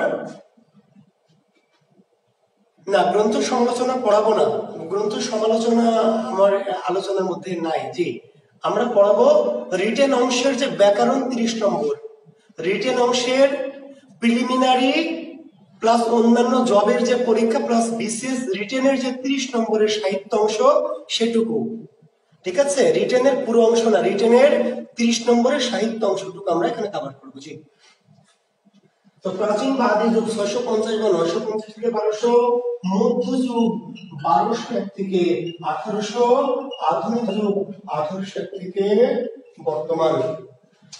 বাংলা সাহিত্যের কয়টি যুগ? বাংলা সাহিত্যের যুগ হচ্ছে তিনটি, একটি প্রাচীন বা আদি যুগ, মধ্যযুগ, আধুনিক যুগ। তাহলে প্রশ্ন করবে প্রাচীন যুগের ব্যাপ্তিকাল কোনটি? প্রাচীন যুগের ব্যাপ্তিকাল বা সময় নিচের কোনটি? 650 থেকে 1200 অথবা 950 থেকে 1200। তাহলে ওই যে একই কথা, শহীদুল্লাহর মতে 650 থেকে 1200, সুনীতির মতে 950 থেকে 1200। আর যদি কোনো মতামত উল্লেখ না থাকে তাহলে যে কোনো একটা থাকবে, যেটা থাকবে সেটাই দেওয়া যাবে। তারপরে ওই যে যদি কোনো মত না থাকে, দুটোই দেওয়া আছে, সেই ক্ষেত্রে 950 থেকে 1200। আধুনিক ভাষাবিদদের গবেষণায় ডক্টর সুনীতি কুমারের মতটাকেই কি একটু বেশি গুরুত্ব দিয়ে বিবেচনা করা হয়। ফলে যদি কোনো মতামত না চায় এবং অপশনে দুটিই থাকে, সেই ক্ষেত্রে আপনাকে উত্তরটা সুনীতিটা গ্রহণ করতে হবে। মধ্যযুগের ব্যক্তিকাল 1200 থেকে 1800। তাহলে প্রশ্ন হবে কত শতক থেকে মধ্যযুগ শুরু? কত শতক থেকে মধ্যযুগ শুরু? কত শতক থেকে মধ্যযুগ শুরু? তাহলে কি বলবেন? তাহলে বলবেন কি কত শতক? এটা ত্রয়োদশ শতক। কি শতক? ত্রয়োদশ। রাসেল আহমেদ ভাষার গুণের বিচার কেমনে করে? যে বিচারক সে বোঝে কেমনে করা লাগবে। জি, ভাষার গভীরতা, ভাষার প্রকাশ ক্ষমতা, বুঝলেন রাসেল আহমেদ? আপনি হয় অনেক জ্ঞানী, না হলে কম জ্ঞানী, হলে বেশি কৌতূহলী। জি, ভাষার গুণের বিচার করে ভাষার গভীরতা, ভাষার প্রকাশ ক্ষমতা, ভাষার যে গ্রহণযোগ্যতা, বুঝতে পারলেন? বুঝেননি? ভাষার গভীরতা কত, কোন ভাষার কত গভীরতা, কোন ভাষার গ্রহণযোগ্যতা কেমন, কোন ভাষার প্রকাশ ক্ষমতা কেমন। জি, আরো মেলা মানদণ্ড আছে। তো এটা বিশেষ পরীক্ষা লাগবে না ভাই।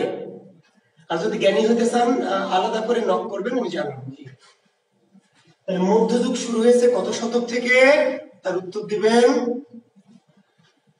যে আসছে তো ভাই 650 থেকে 1200। সেখানে কি 950 থেকে 1200 ছিল? মানিক হোসেন, মানিক হোসেন, আমি আপনাকে প্রশ্ন করছি, সেখানে কি অপশনে 950 থেকে 1200 ছিল?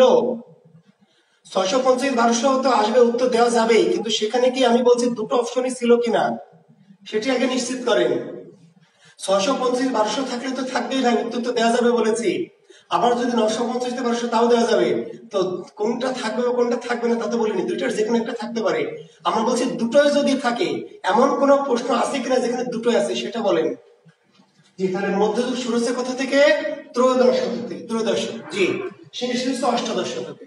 আধুনিক যুগ শুরু হয়েছে কোন শতক থেকে? আধুনিক যুগ শুরু হয়েছে কোন শতক থেকে? 1801 সাল থেকে। কিন্তু কত শতক? তাহলে বলবেন কি? তাহলে বলবেন 19 শতক। কোন শতক?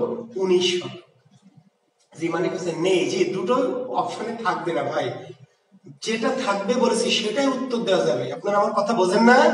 জি, যেটা থাকবে সেটা উত্তর দেবে বলেছি। যদি দুটোই থাকে, আপনারা যদি সবকিছু মানে কথা না বুঝেই প্রশ্ন করেন তাহলে ভালো না। প্রশ্ন আগে কথা বুঝবেন, বুঝে উত্তর করবেন, না হলে ক্লাস হ্যাম্পার হবে। জি, আধুনিক যুগ শুরু হয়েছে কত সাল থেকে? 801 সাল। কিন্তু কত শতক থেকে? বলবেন 19 শতক বা 19 শতক। জি, ধন্যবাদ। এখন এই যে আমরা মধ্যযুগ, বাংলা সাহিত্যের মধ্যযুগটাকে আবার ভাগ করা হয়েছে 3 ভাগে। আচ্ছা, এর বাইরে কি কোনো যুগের নাম আপনারা জানেন? এর বাইরে কোনো যুগের কথা কি আপনাদের জানা আছে শিক্ষার্থী বন্ধুরা? আমরা তো 3টা যুগের কথা বললাম, প্রাচীন যুগ, মধ্যযুগ, আধুনিক যুগ। এর বাইরে কি কোনো যুগ আছে?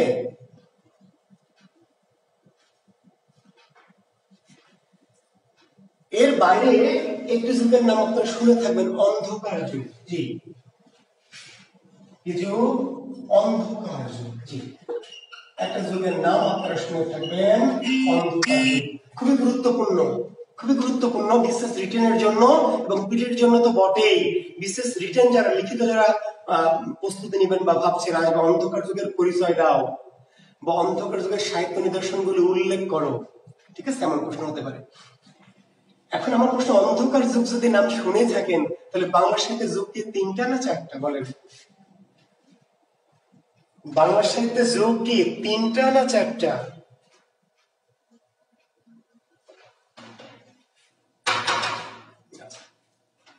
তাহলে যুগ আসলে 3টা। বাংলা সাহিত্যের যুগ কি 3টা। তাহলে এই যে আরেকটা যুগের নাম যে আমরা শুনছি অন্ধকার যুগ,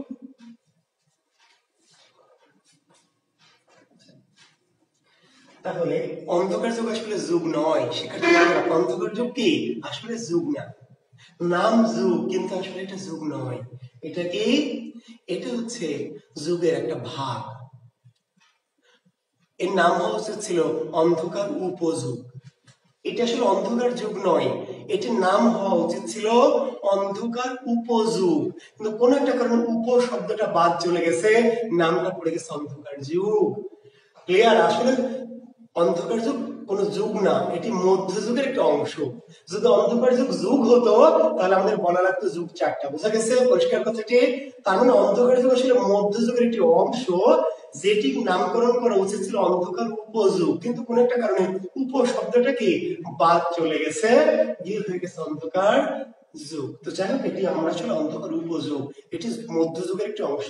কতটুকু অংশ? মধ্যযুগের প্রথম 150 বছর, 1260 থেকে 1350। তাহলে অন্ধকার যুগের ব্যক্তিকাল নিচে কোনটি? অন্ধকার যুগের ব্যক্তিকাল বা অন্ধকার যুগের সময় নিচে কোনটি? 1260 থেকে 1350। বাংলা সাহিত্যে কত বছর ব্যাপী অন্ধকার যুগ ছিল? কত বছর ব্যাপী? তার উত্তর দিবেন 150 বছর ব্যাপী। তো ডক্টর হুমায়ুন আজাদ স্যার এই অন্ধকার যুগটাকে মধ্যযুগের মধ্যে ধরেননি। তো না ধরলে তো বিপদ, না ধরলে তো আমাদের ভাই 4 ভাগ করতে হবে। আমরা কি 4 ভাগ করবো? না, উনিও 4 ভাগ করেননি। তো কাজেই অন্ধকার যুগটা মধ্যযুগের মধ্যে একটা বিশেষ একটা উপযুগ। 1200 থেকে 1350 পর্যন্ত এই 150 বছরকে বলে বাংলাদেশের অন্ধকার যুগ। এখন বিশেষ লিখিত পরীক্ষা বা প্রিলিমিনারি দুই জায়গাতে আসবে, কেন অন্ধকার যুগ? কেন অন্ধকার যুগ? কারেন্ট ছিল না নাকি? এ সময় কি কোনো কারেন্ট ছিল না? হারিকেন বাতি জ্বালাই পড়তেন নাকি? কেন অন্ধকার যুগ বলেন? বলেন শিক্ষার্থী বন্ধুরা, কেন অন্ধকার যুগ? কেন এটার নাম অন্ধকার যুগ? কেন? কারেন্ট ছিল না?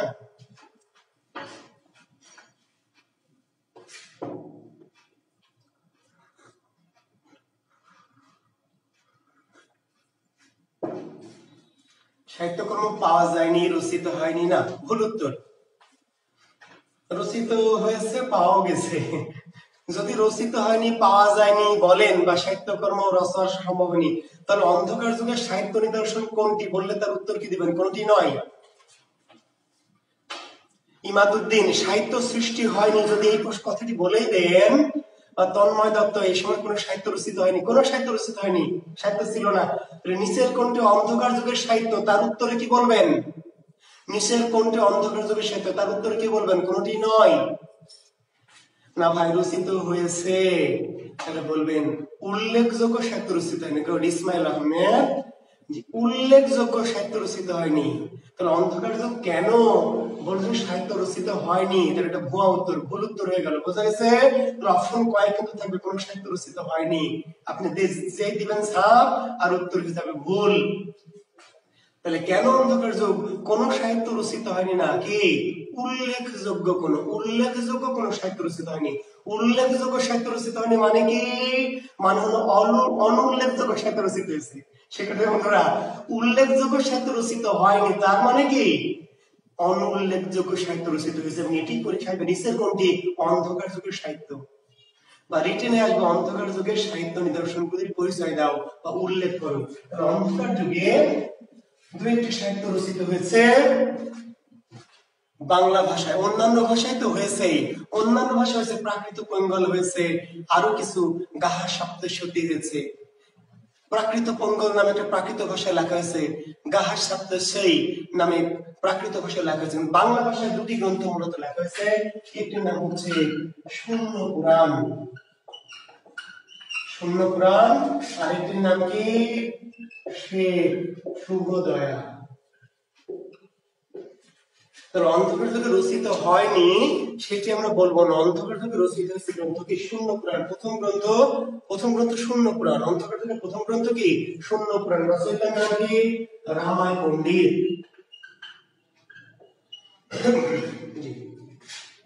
নিচের কোনটি অন্ধকার যুগের সাহিত্য নিদর্শন, নিচের কোনটি অন্ধকার যুগের সাহিত্য নিদর্শন? তার উত্তর কি শূন্য পুরাণ, শেখ শুভদয়া। নিচের কি অন্ধকার যুগের সাহিত্যিক? বুঝতে পারলেন, নিচের কে অন্ধকার যুগের সাহিত্যিক বা অন্ধকার যুগের সাহিত্য রচনা করেছেন কে রামায় পণ্ডিত। আরেকজনকে এই যে শেখ শুভদয়ার যে রচয়িতা হলায়ুধ মিশ্র, হলায়ুধ মিশ্র। প্রিলিমিনারি শিক্ষার্থী বন্ধুরা দেখেন, প্রথমে শেখ শুভদয়ার রচয়িতাকে, উত্তর হলায়ুধ মিশ্র। উল্টা করে বলবে হলায়ুধ মিশ্র রচিত গ্রন্থ কোনটি? হলায়ুধ মিশ্র রচিত গ্রন্থ কোনটি? শেখ শুভদয়া। শূন্য পুরাণ রচয়িতাকে রামায় পণ্ডিত, রামায় পণ্ডিত রচিত গ্রন্থ কোনটি? শূন্য পুরাণ। শূন্য পুরাণে গ্রন্থটির বিশেষ কবিতাংশ বা কবিতা ছিল গুরুত্বপূর্ণ, যার নাম ছিল নিরঞ্জনের উষ্মা।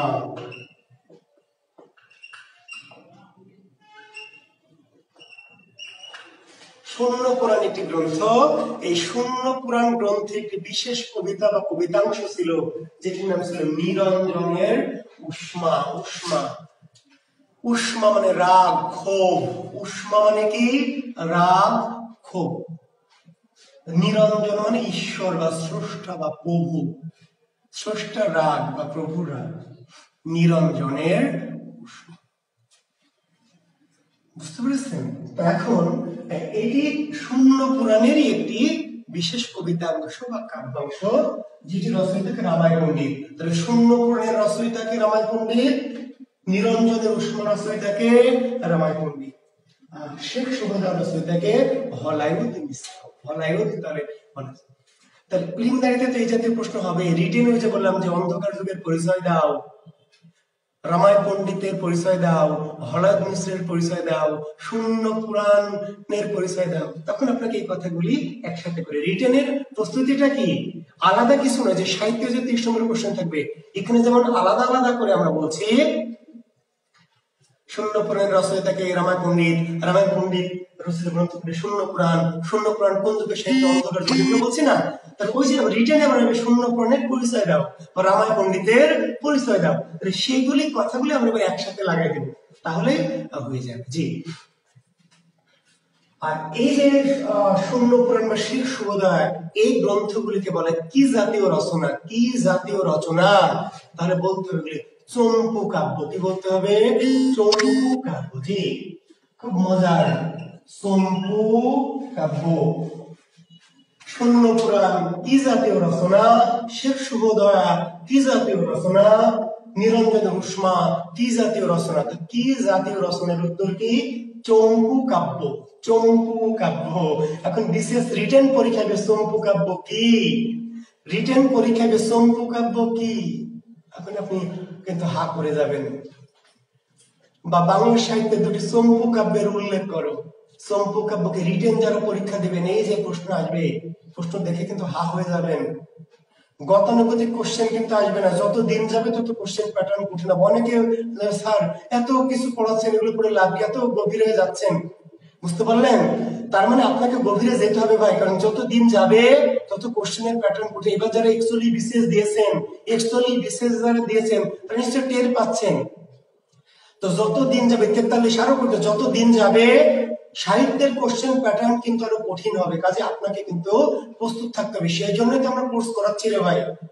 গদ বাঁধা বই পুস্তক পড়ে, ফাস্টফুড মার্কা বাজারে প্রচলিত কিছু বই, এইসব বই পড়ে যদি আপনি ক্যাডার হতে পারতেন, তাহলে তো আমরা এত কষ্ট করে এত পরিশ্রম করে পড়াতাম না, বুঝতে পারলেন?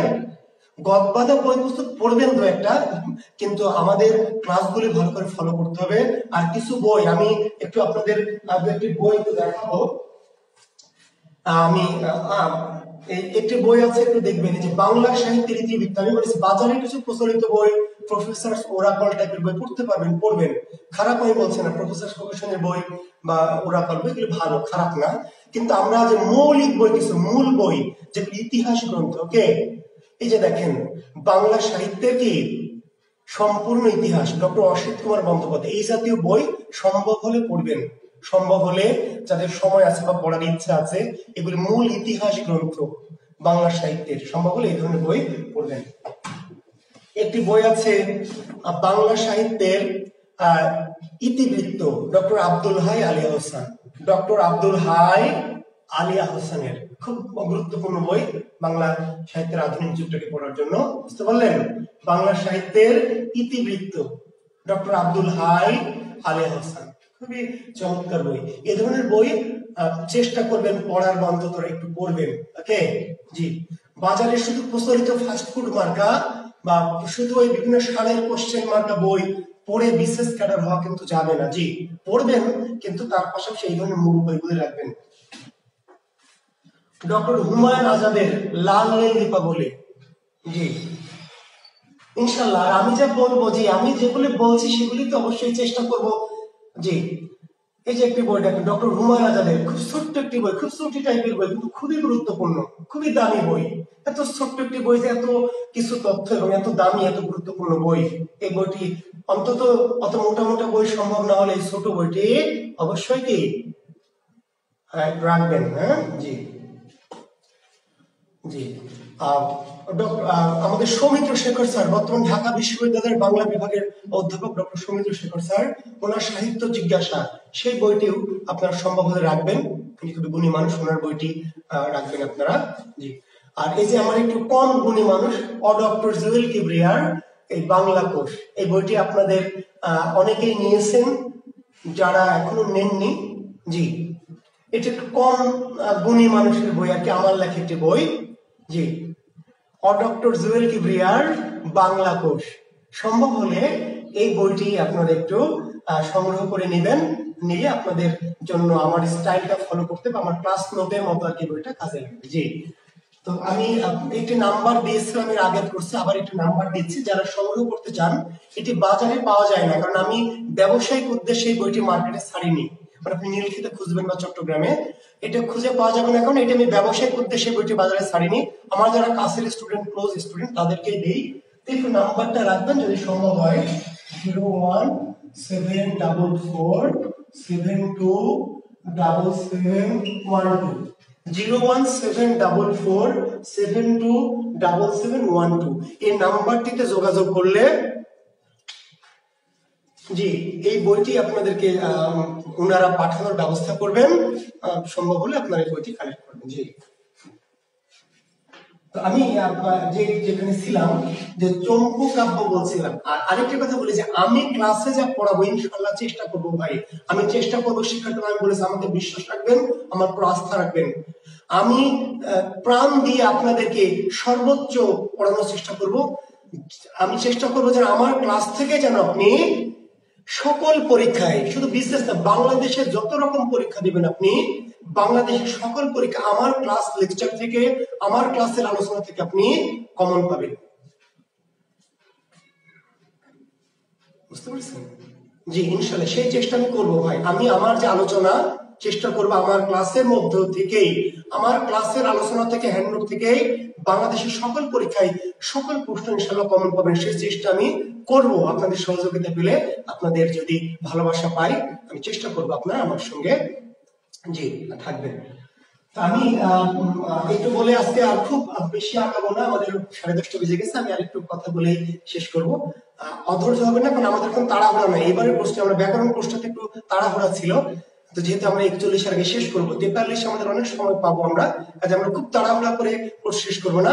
আর ক্লাস শনি সোম বুধ, যারা রুটিন জানতে চেয়েছেন সবার জন্য বলছি, শনি সোম বুধ রাত 9টা 15 মিনিট, শনি সোম বুধ রাত 9টা 15 মিনিট।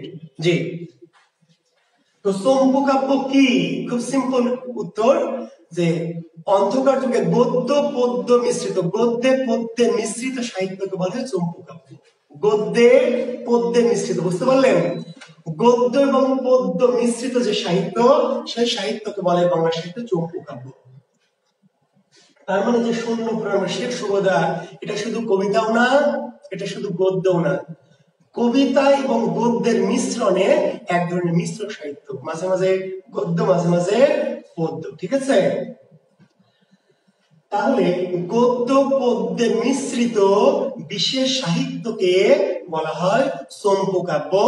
তাহলে চম্পু কাব্যের নিদর্শন যদি জিজ্ঞেস করে যে বাংলা সাহিত্যে চম্পু কাব্যের কি উল্লেখ করবো, উদাহরণ দাও, তাহলে এই যে শূন্য পুরাণ শেখ সুবোধয়, এটি বাংলা সাহিত্যের কি চম্পু কাব্য। জি, আর আমার সাথে যদি যোগাযোগ করতে চান তাহলে আমার নাম্বারটা একটু নিয়ে রাখতে পারেন, 01712337554।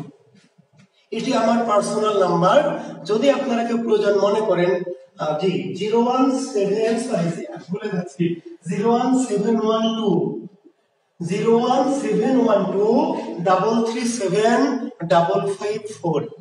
আর ব্যাকরণের কোর্সের জন্য আমি আবার বলছি, ব্যাকরণ আমরা আবার সাহিত্যের পরে আবার ব্যাকরণ করাবো এবং 43-এর আগে করাবো ইনশাল্লাহ। যারা ব্যাকরণ করেননি, নিজে শুরু করবেন না, সম্ভব হলে আত্মীয় স্বজন, বন্ধু বান্ধব, পাড়া প্রতিবেশী, প্রেমিক প্রেমিকা, খালাতো ভাই বোন সবাইকে নিয়ে আমার কোর্স করবেন।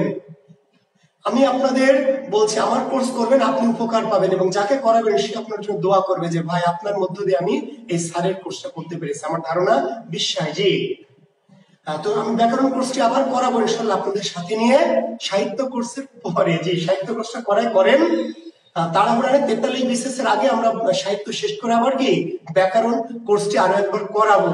যারা করেননি তারা করবেন, প্লাস আরো যারা আপনাদের অন্য কেউ করতেছে তাদের সবাইকে আহ্বান করে করাবো। এটি আমার পার্সোনাল নাম্বার 01712337554। যারা পার্সোনালি যোগাযোগ করতে চান কোনো প্রয়োজনে অপ্রয়োজনে শুভেচ্ছা জানানোর জন্য ফোন করবেন। ধন্যবাদ। চম্পু কাব্য কি? গদ্যে পদ্যে মিশ্রিত। টেম্পু কাব্য না রে বাবা, তন্ময় দত্তপ্রান্ত টেম্পু কাব্য না, চম্পু কাব্য, চম্পু। তাহলে গদ্যে পদ্যে মিশ্রিত, গদ্যে পদ্যে মিশ্রিত সাহিত্য নিদর্শনকে বলে চম্পু কাব্য। তাহলে এই ধরনের সাহিত্যকে মধ্যযুগের অন্ধকার যুগে, মধ্যযুগ ঠিক না, কি বলবেন, অন্ধকার যুগে কি সাহিত্য নিদর্শনগুলিকে বলা হয় বাংলা সাহিত্যের চম্পু কাব্য। আর উদাহরণ যদি দিতে চান তাহলে ওই যে শূন্য পুরাণ আর শেখ সুবোধয়, শূন্য পুরাণ এবং শেখ সুবোধয়, সেগুলো হচ্ছে বাংলা সাহিত্যের কি চম্পু কাব্যের নিদর্শন।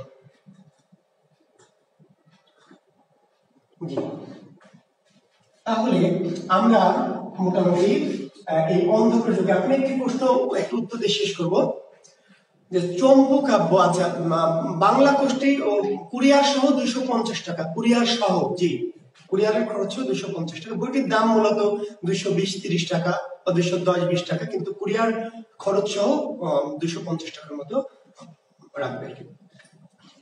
একটি কথা বলে শেষ করবে, যে একজন বলেছে অন্ধকার যুগে কেন স্যার উল্লেখযোগ্য সাহিত্য কেন রচনা হলো, কি কারণ?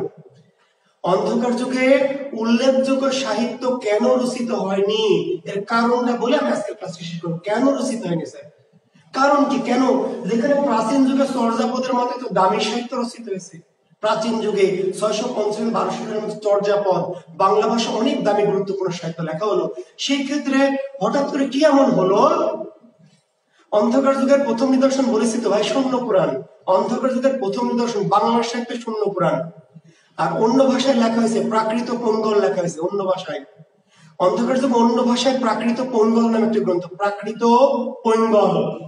অন্ধকার যুগের সাহিত্য, বুঝতে পারলেন, কিন্তু বাংলা ভাষায় না, প্রাকৃত ভাষায় লেখা প্রাকৃত পঙ্গল। আরো একটি গ্রন্থ আছে গাহা সপ্তশৈ, গাহা সপ্তশৈ প্রাকৃত ভাষায়, কিন্তু বাংলা ভাষায় লেখা হচ্ছে শূন্য পুরাণ। অন্ধকার যুগের বাংলা ভাষায় লেখা প্রথম সাহিত্য নিদর্শন হচ্ছে শূন্য পুরাণ। জি, চম্পু কাব্য মোট 3টি, জি শূন্য পুরাণ, শেখ সুবোধয়, নিরঞ্জনের কুসুম। আর প্রাকৃত পঙ্গল অন্ধকার যুগের আদি নিদর্শন, কিন্তু বাংলায় নিদর্শন, এটি হচ্ছে প্রাকৃত ভাষায় লেখা নিদর্শন।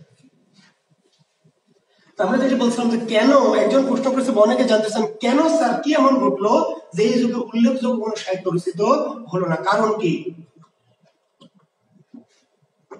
কারণ অনেক কারণ অনেক বাংলা সাহিত্যের ইতিহাসে এক একটি বই এক একটি উত্তর দেওয়া আছে, অন্তত 10-12টি উত্তর দিয়েছে, 10-12টি। কি উত্তর? কেউ বলেছে বক্তের খোঁজের বাংলা বিজয়, বক্তের খোঁজের বাংলা বিজয়। কেউ বলেছে মুসলিম শাসনের শুরু, কেউ বলেছে মুসলমানদের কি গৌড় আক্রমণ, কেউ বলছে লক্ষণ সেনের পতন, কেউ বললো লক্ষণ সেনের পরাজয়, কেউ বলছে হিন্দু শাসনের অবসান, কেউ বলছে সেন বংশের পতন, কেউ বলছে রাজনৈতিক অস্থিরতা, কেউ বলছে রাজনৈতিক উত্থান পতন, মেলা কিছু বলেছে, অনেক কিছু। কিন্তু মূল উত্তর একটা, এই সবগুলি উত্তর, এগুলো উত্তর না তা না। সেন বংশের পতন, মুসলিম শাসনের সূচনা, রাজনৈতিক অস্থিরতা, বুঝতে পারলেন? অনেক সবই উত্তর দেওয়া যাবে, কিন্তু মূল উত্তর একটা। কি মূল উত্তর? হচ্ছে পৃষ্ঠপোষকতার অভাব। পৃষ্ঠপোষকতার অভাব। আসল অ্যাকচুয়াল উত্তরটা হচ্ছে পৃষ্ঠপোষকতার অভাব। এখন এই যে পৃষ্ঠপোষকতাটা কি, এটা খুব গুরুত্ব দিয়ে আপনাদের মনে রাখতে হবে। কিছু জিনিস সাহিত্য ক্লাসের প্রথম দিকে কিছু জিনিস একটু বাড়তি ব্যাখ্যা দিতে, যেন পরবর্তীতে ব্যাখ্যা দিতে না হয়। অনেক জিনিসই প্রথম দিকে আপনাদের একটু এক্সপ্লেন করে যাব, যেন পরবর্তী থেকে বারবার আমাকে হোঁচট খেতে না হয়। বুঝতে পারলেন? দেখবেন আমি যখন মধ্যযুগে যাব, ভারতচন্দ্র রায়গুণাকর পড়াবো, মুকুন্দরাম চক্রবর্তী পড়াবো, আলাওল পড়াবো, হ্যান ত্যান অনেক জনকে পড়াবো, তখন বারবার পৃষ্ঠপোষকের কথাটি আসবে, যে ভারতচন্দ্রের পৃষ্ঠপোষক কে, মুকুন্দরামের পৃষ্ঠপোষক কে, আলাওলের পৃষ্ঠপোষক কে, অমুক কার দরবারে সাহিত্য চর্চা করতেন, অমুক কোন রাজার সভাকবি ছিলেন, এই কথাগুলি বারবার আসবে না? কেন এরকম কথা বারবার আসে? কেন পৃষ্ঠপোষক, কেন রাজ দরবারের কবি, কেন সভাকবি? বলেন কারণ কি? সভাকবি কি, রাজ দরবারের আবার কবি কি, পৃষ্ঠপোষক কি? প্রাচীন মধ্যযুগে এমন কোন কবি সাহিত্যিক নাই যাদের পৃষ্ঠপোষক ছিল না।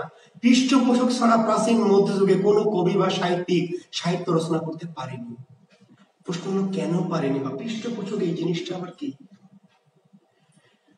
পৃষ্ঠপোষকতা হচ্ছে, অর্থাৎ প্রাচীন মধ্যে এখন আপনি যে কবিতা লিখবেন, আমি একটা কবিতা লিখবো, তাতে আমার কি করে পৃষ্ঠপোষকতার দরকার আছে? আমার মনে ভাব জাগবে, কবিতা লিখবো। তোমার মাথায় কালো চুল, ও তো চুল নয় যেন ফুল, আরে ফুল দেখে আমি হলাম আকুল, মনের মধ্যে খালি করে কি, হ্যাঁ, আকুল বিকুল। আমি কবিতা লিখলাম, কারো কোনো সমস্যা আছে? তাই না? দেখলাম তোমার চোখ, ভরে গেল আমার বুক, হ্যাঁ, পেলাম, চাইলাম তোমাকে কাছে, হৃদয়টা আমার নাচে, আমার যা মন চাই, স্যাক খাইলেও কবিতা লিখবো, প্রেম পড়লেও কবিতা লিখবো, চোখ দেখেও লিখবো, ঠোঁট দেখেও লিখবো, যা মন কবিতা লিখবো। কারো কোনো আমার পৃষ্ঠপোষকতার দরকার আছে? রাজ দরবারে গিয়ে কবিতা লেখার দরকার আছে? সবাই না। কিন্তু প্রাচীন মধ্যযুগে যখন কবি কবিতা লিখবে ভাই, তখন তাদেরকে পৃষ্ঠপোষক লাগতো। কেন পৃষ্ঠপোষক? ভালো করে শোনেন। আমি যে কবিতা লিখবো, কিসে লিখবো? খাতায় লিখবো, কলমে লিখবো, কাগজে লিখবো। মধ্যযুগ প্রাচীন যুগে যখন কবি কবিতা লিখবে, কাগজ পাবে কই, খাতা পাবে কই? মার্কেটে, সমবায় মার্কেটে, না কোথায়, নিউ মার্কেটে, কোথায়, আরডি মার্কেটে? ভাই প্রাচীন মধ্যযুগে একজন কবি কবিতা লিখবে, বলেন কাগজ পাবে কোথায়? কাগজ তো নাই। কাগজ শুধু রাজ দরবারে, জমিদারের বাড়িতে বিশেষ পদ্ধতিতে, রাজা বাচ্চার বিশেষ পদ্ধতিতে কাগজ তৈরি হতো। তুলোর কাগজ, তুলা দিয়ে বিশেষ পদ্ধতিতে কাগজ তৈরি করে তো রাজ দরবারে, খুবই সুন্দর দামি উচ্চ মানের জিনিস। কবি কবিতা লিখবে, কলম পাবে কই বাজারে? যে ভাই আমাকে একটা 5 টাকা দামের কলম দেন, কলম নাই। কলম বিশেষ পদ্ধতিতে রাজ দরবারে তৈরি হতো। কাজে কবি মনে যতই ভাব জাগুক, যতই ভাবে হাবুডুবু খাক, যদি কোনো রাজা বাদশাহ জমিদার যতক্ষণ না কবিকে রাজ দরবারে আসীন করবেন, যতক্ষণ থেকে অনুমতি দিবেন, যতক্ষণ তার সভাকবি পদে দিবেন, ততক্ষণ কোনো কবি বেটা কবিতা লিখতে পারবে না। কারণ ভাব প্রকাশ করতে হলে কাগজ কলম, কাগজ কলম কোথায় আছে? শুধু রাজ দরবারে। কাজে প্রাচীন মধ্যযুগে যত কবি সাহিত্যিক ভাই পড়াবো, আলাওল থেকে শুরু করে শাহ মোহাম্মদ সগীর, ঈশ্বরচন্দ্র শাহ মোহাম্মদ সগীর, আলাওল, দৌলত কাজী, তাই না, ভারতচন্দ্র রায়গুণাকর, মুকুন্দরাম চক্রবর্তী, যাদের কথাগুলো সবারই কিন্তু কি পৃষ্ঠপোষকের কথা বারবার আসবে। বুঝতে পারলেন ক্লিয়ার কথাটি? কাজে পৃষ্ঠপোষক মানে হলো যে কবিকে যিনি কি করবেন, তার রাজ দরবারে বা সভায় আসন দিবেন এবং কবি তখন কবিতা লিখবেন। তাহলে কবি ভাব জাগলে কবিতা লিখতে পারবে না। কবির ভাব বুঝতে পারলেন? আধুনিক কবি রবীন্দ্রনাথ ছিলেন জমিদারের বাচ্চা, আধুনিক কবি রবীন্দ্রনাথ ছিলেন জমিদারের বাচ্চা, কিন্তু কবিতা লেখার ভাব জাগলে কি করতো? জমিদারি ছেড়ে চলে যেত মাঠে ঘাটে ময়দানে ঝোপে ঝাড়ে নদীতে বজরায় বানশিতে। ভাব উঠলে রাজ দরবারে থাকতো না, কোথায় চলে যেত? ঝোপে ঝাড়ে, হ্যাঁ কি বনে জঙ্গলে। কিন্তু প্রাচীন মধ্যযুগের কবিদের কবিতা লেখার যখন ভাব জাগতো তখন মাঠে ময়দান ঝোপ জঙ্গল থেকে কি করতো? রাজ দরবারে চলে যেত। বুঝতে পারলেন? দেশি মুরগি ডিম পাড়ার টাইম হলে কি মাঠে ময়দানে থাকে না, কোথায় চলে যায়? ডিম পাড়ার টাইম হলে দিবেন কক কক কক কক কক কক কক কক কক কক কক, কোথায় চলে যাবে? ওই যে ডিম পাড়ার যে খোলা, বুঝেন? ডিম পাড়ার খোলা বা ডিম পাড়ার যে ঘর, সেখানে যাবে, না হলে ডিম বের হবে না। হ্যাঁ, ডিমের পাড়ার জায়গা যদি বন্ধ থাকে তাহলে দেখবেন বাইরে দিয়ে খালি পায়চারি করবে, কক কক কক করবে, ডিম আর দিবে না। ওই জায়গায় তাকে যাইতে হবে, তারপরে তার ডিম আসবে। তো এই প্রাচীন মধ্যযুগের কবিদের কবিতা লেখার ভাব যখন জাগতো, যেখানেই জাগুক তারা কি করতো? সেখান থেকে ওই যে কবিদের ওই যে সভায় চলে যেত। সভা, রাজ দরবারে কবিদের বসার একটা জায়গা ছিল, সভা কবির আসন, সেইখানে গিয়ে বসতে, এবার কাগজ দেওয়া হতো, কলম দেওয়া হতো, এইবার কবি কবিতা লিখতেন। বুঝতে পেরেছেন? যে শিক্ষার্থী বন্ধুরা, কাজে এই যে আমাদের পৃষ্ঠপোষকতার কথা বললাম। এখন দেখেন কেন, এখন অনেকে বলছেন বক্তার খালজির আগমনের ফলে কেন কবিতা লেখা বন্ধ থাকলো। এই জন্য, আসলে মুসলমান ছিলেন এই জন্য না ভাই, মুসলমান ছিলেন এই জন্য কবিতা লেখা বন্ধ ছিল না। খুব সিম্পল একটা কথা, যে বক্তার খালজির ভাষা তো বাংলা না, বক্তার খালজির ভাষা ছিল কি? তুর্কি। তিনি ছিলেন তুর্কিস্তানের মানুষ, তার ভাষা ছিল তুর্কি। এখন বক্তার খালজির যে ভাষা ছিল তুর্কি, তো তিনি কেন বাংলা ভাষার সাহিত্য চর্চা করার জন্য কাগজ কলম দিবেন? বক্তার খালজি বলে দিল, বেটা তোরা যদি সাহিত্য রচনা করতে চাস তাহলে তুর্কি ভাষায় কর, যত কাগজ কলম লাগে দিব। তুর্কি ভাষা যদি না পারিস তাহলে আরবি ফার্সি ভাষায় কর, তা দেব। বাংলা ভাষায় সাহিত্য চর্চা করার জন্য এত দামি কাগজ কলম দেওয়া যাবে না। কারণ মুসলমান শাসকদের কাছে বাংলা ভাষা ছিল একটু অবজ্ঞার ভাষা। কেন ছিল তার কারণটা অন্যভাবে নিবেন। আবার বলছি, কোন ক্ষুদ্র সংকীর্ণ মন দিয়ে সাহিত্য ক্লাস করবেন না ভাই। মুসলমান শাসকরা বাংলা ভাষাকে পছন্দ করতেন না। কেন করতেন? সিম্পল ইকুয়েশন, প্রাচীন ভারতের যে ভাষা বাংলা, প্রাকৃত থেকে যার জন্ম, বা সংস্কৃত ভাষা যে বাংলা, মনে করা হতো এটি হিন্দুদের ভাষা, হিন্দুয়ানি ভাষা।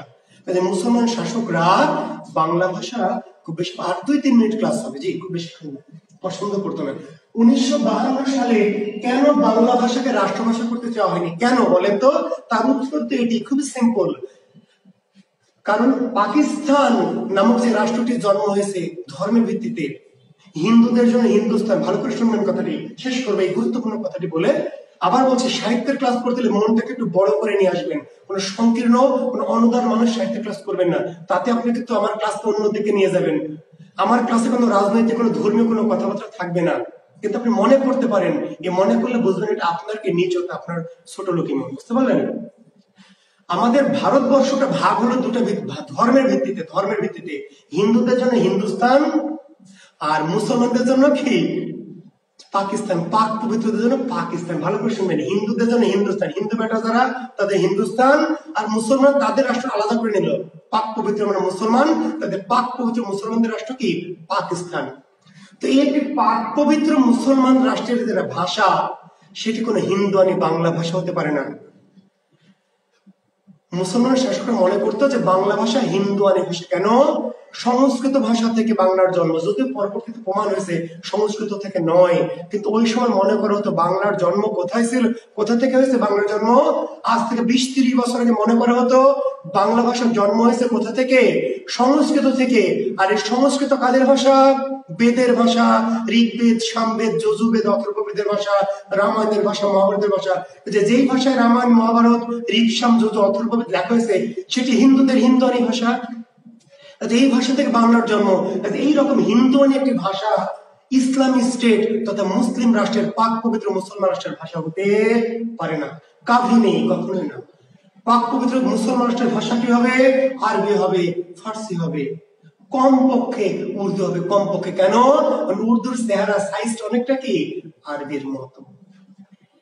কাজে পাকিস্তান রাষ্ট্রের ভাষার প্রশ্নে ওই শাসকরা বললেন যে না, বাংলা যত বেশি মানুষের ভাষা, 56% মানুষের ভাষা বাংলা, আর মাত্র 7% মানুষের ভাষা কি, 6-7% মানুষের ভাষা উর্দু। তো উর্দু কেন হবে? ইসলামী স্টেটের ভাষা কি বাংলা, হাংলা হবে না। তো কাজে এটি কিন্তু ছিল কি কারণ। এবং এটি শুধু এই 52 ভাষা আন্দোলন এবং যে যত মুসলমান শাসক, কাজে ইখতিয়ারউদ্দিন বখতিয়ার যে মুসলমান, যে তিনি মনে করলেন সংস্কৃত ভাষা যে বাংলা হিন্দুয়ানি ভাষা, এই ভাষা রচনা করার জন্য, চর্চা করার জন্য পৃষ্ঠপোষকতা দেওয়া যাবে, তিনি দেবেন। খাতা কলম কি কম দামের, অনেক দামি কাগজ কলমের দাম অনেক দামি পদ্ধতি, অনেক দামি কাগজ কলম, যে দামি কাগজ কলম বাংলা হাংলা ভাষা চর্চা করার জন্য কি দেওয়া যাবে না। বেটারা চাইলে আরবি ভাষা লেখ, ফার্সি ভাষা লেখ, তুর্কি ভাষা লেখ, যত কাগজ কলম লাগে দিব। বুঝতে পারলেন ভাই? এত ভালোবাসা দিলে কেমনে ক্লাস নিব? হাজার হাজার ভালোবাসা উঠতেছে, এত হাজার হাজার লক্ষ লক্ষ ভালোবাসা দিলে আমি তো আবেগে আপ্লুত হয়ে যাবো, আকাশ উড়ে যাবো ভাইরা। জি, সাহিত্য জেনে বুঝে পড়বো। কি প্রতিশ্রুতি দিয়েছি না, কথা দিয়েছি না? আমরা কি কোনো ভুয়া প্রতিশ্রুতি দিয়েছি? ব্যাকরণের কোর্সে করিয়েছি, একটি কথা বানিয়ে বলেছি, বাড়িয়ে বলেছি না। সাহিত্য ক্লাস, আবার বলছি, ক্লাস যখন করবেন, প্রত্যেকটা ক্লাস যদি করেন, বাংলা সাহিত্য বিশ্ববিদ্যালয়ের টিচারদের সাথে আপনি ভালো না জানেন, তাহলে আমি কোর্সের টাকা ফেরত দিয়ে দিব। বাংলা সাহিত্যের কোর্স যেদিন শেষ হবে, বাংলাদেশে অনেক বড় বড় লেখক, কবি, গবেষক, পণ্ডিত, টিচারের সাথে যদি আপনি ভালো বাংলার সাহিত্য না বোঝেন, আমি কোর্সের টাকা ব্যক্তিগত ফেরত দেবেন ইনশাআল্লাহ। আমাকে বিশ্বাস করবেন, আমাকে ভরসা রাখবেন, আমাকে ভালোবাসবেন ইনশাআল্লাহ। ওকে, তা আমরা আজকে ক্লাসটা এখানে শেষ করবো। আমি বুঝিয়ে রাখলাম যে অন্ধকার যুগে কেন সাহিত্য রচিত হয়নি। মূল কারণ কি? পৃষ্ঠপোষকতার অভাব, এবং খুব সঙ্গত কারণ।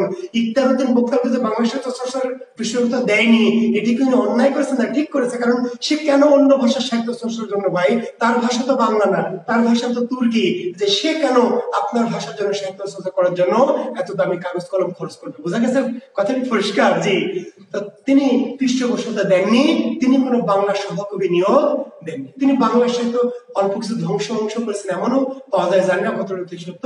তো সেটি খুব স্বাভাবিক, কারণ তিনি বাংলা ভাষাকে মনে করতেন কি হিন্দুয়ানি ভাষা, হিন্দুদের ভাষা। জি, কাজেই তিনি পৃষ্ঠপোষকতা দেননি, বিধায় বাংলা ভাষায় উল্লেখযোগ্য বা গুরুত্বপূর্ণ কোন সাহিত্য রচিত হতে পারেনি।